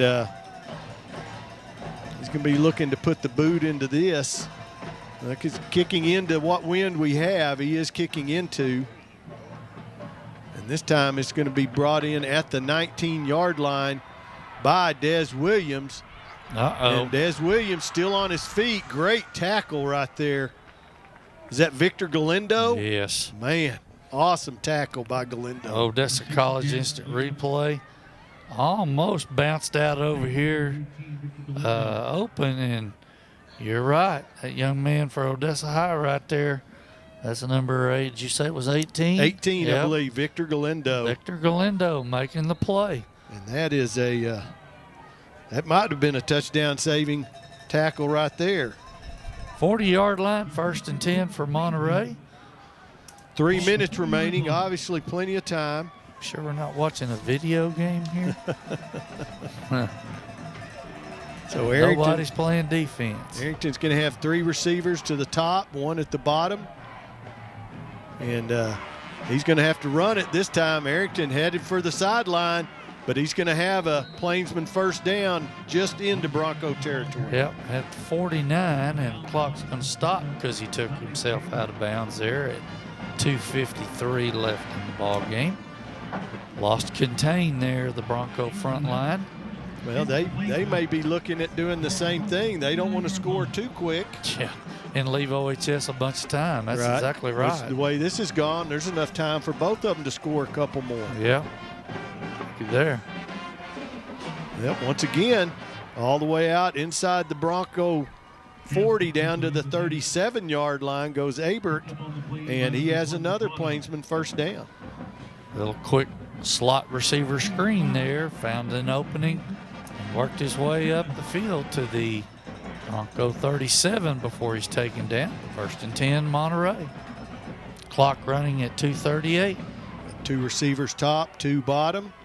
Does Arrington. This time he's going to give to Kyrie Baxter over the right side, and Broncos are actually going to hold him this time to a gain of only 5. Kind of skated his way all the way out to the right side there with hockey season coming.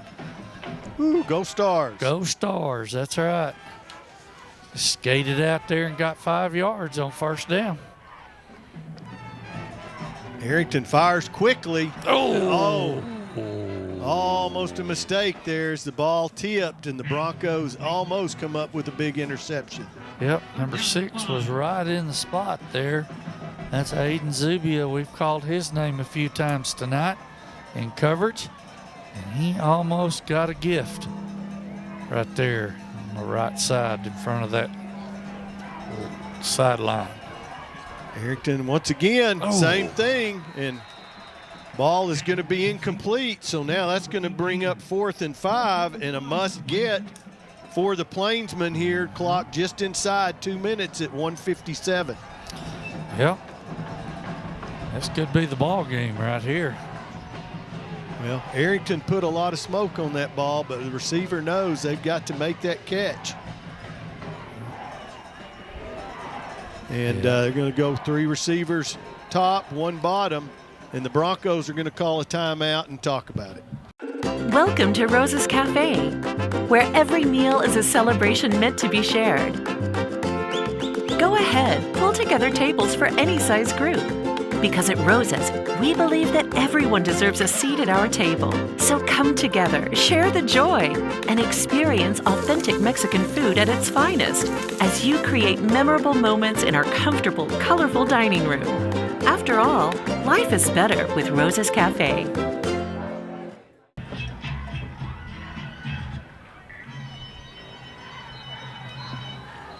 There you see some of the red and white faithful still here tonight, and excited to be at the ball game.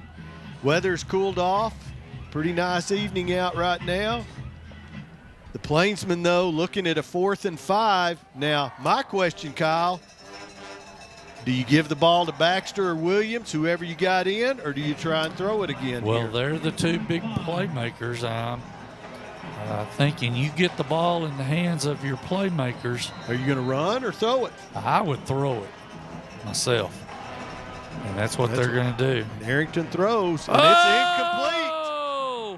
Look at there, the defensive MVP, Mason Fosenbacher, making the play. Wow. Knocked it away in command coverage out there. Wow. Well, what a great play. With Monterey only having one timeout left, 1:52, the Broncos need to take care of the ball and not turn it over.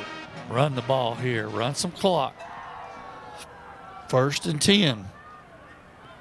You've had success running the ball. You tell your backs and your quarterback, 2 hands on that football. 2 hands and 1 foot on the ball. Yep. And do not let anything happen. Get upfield, get what you can. Don't get out of bounds. Talk about our MVP here, offensive side of the ball after this play. I know everybody's anxiously waiting in suspense for that. There it is. Valdez still on his feet, and he has the Bronco first down. Nope, they're going to mark him. Yeah, I think he's got it. He does, all the way out to the 42-yard line. Had both hands on that football like we talked about. I was going to yell, just get down. That's one of those you call rumbling, stumbling, bumbling. Yep. Look at him. Wow.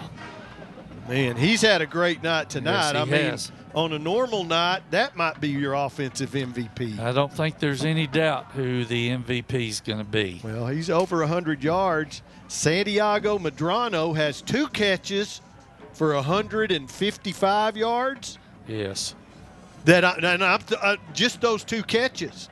Coda's going to keep the ball this time, and he's going to fight out almost to midfield as Monterey's going to take their last time out. We'll take it with them. We'll come back with the offensive MVP. Since 1958, we've been present for you. We appreciate our community and care about West Texans. That's why we're celebrating our love for this amazing community with a spectacular giveaway. From August 1st to December 6th, you can stop by one of our branches or find us at an event in the Midland, Odessa community to receive a special scratch-off card. There's a number of presents for you, including our grand prize, a 2-year lease on a 2024 Cadillac XT or $7,500 cash. Other prizes include a free car wash, oil change, and Complex community merchandise. At Complex Community Federal Credit Union, we're all about taking care of you and giving back with heartfelt generosity. So don't wait. Visit ccfcupresentforyou.com for details and official rules. No purchase necessary. Participants must be at least 18 years of age to qualify. Void where prohibited. All federal, state, and local laws apply. Welcome back to our Transglobal Production High School Football Game of the Week. Like I said, Santiago Medrano, I know he's got more than 2 catches, but has those 2 touchdowns of 75 and 80 yards. George Valdez over 100 yards. Andrew Rodriguez has been a beast tonight. But as they line up in the victory formation, we're going to go with, once again, quarterback Mikey Coda, 26 for 40, unofficially 481 yards through the air. Are you serious? And just to boot, 6 carries for 30 yards, and one of which was very important earlier to keep a drive going. So congratulations to Mikey Coda and all the Broncos, but Mikey Coda, our offensive MVP tonight. What a ball game. My goodness. Well, those guys got to be as tired as I am. Oh, and if you're Lubbock, you still got to get on a bus and go 2 hours to the north to get home. But that drive They might be sleeping pretty good on that bus going home tonight. But, you know, since they finished that highway, that drive between Midland and Lamesa, that's made that drive a lot easier. As there you see the clock tick down, and that should be the last snap of the ball game. And the Broncos will walk away with a hard-fought 57-49 victory over your Lubbock Monterey Plainsmen. great game for the Plainsmen. I see them doing pretty well in their district up there this year. Very competitive. They'll be put some points on the board, obviously. Yeah, I see playoff probably for them up in that district in the Panhandle 5A Division I. Yep, I agree. So once again, we want to thank you folks in Odessa and our viewing audience in Lubbock tonight for being with us. Want to thank our whole Trans Global production crew tonight. As always, we are produced and directed by Bob Bailey. Our replay director is Debbie Bailey. Our cameramen are Tim Rose, Jason Barrage, Tim Harry, and Brandon Chance. The grip helping out there on the field is Diego Carrillo. Nathan Hubbard with our stats tonight, and after he figured out there was a 6 and an 8, and they both weren't 6, we did just fine. I want to thank everybody for being with us. For Kyle Hubbard, I'm Clay Kennedy. Have a great week. For those of you here in Odessa, we'll see you tomorrow night.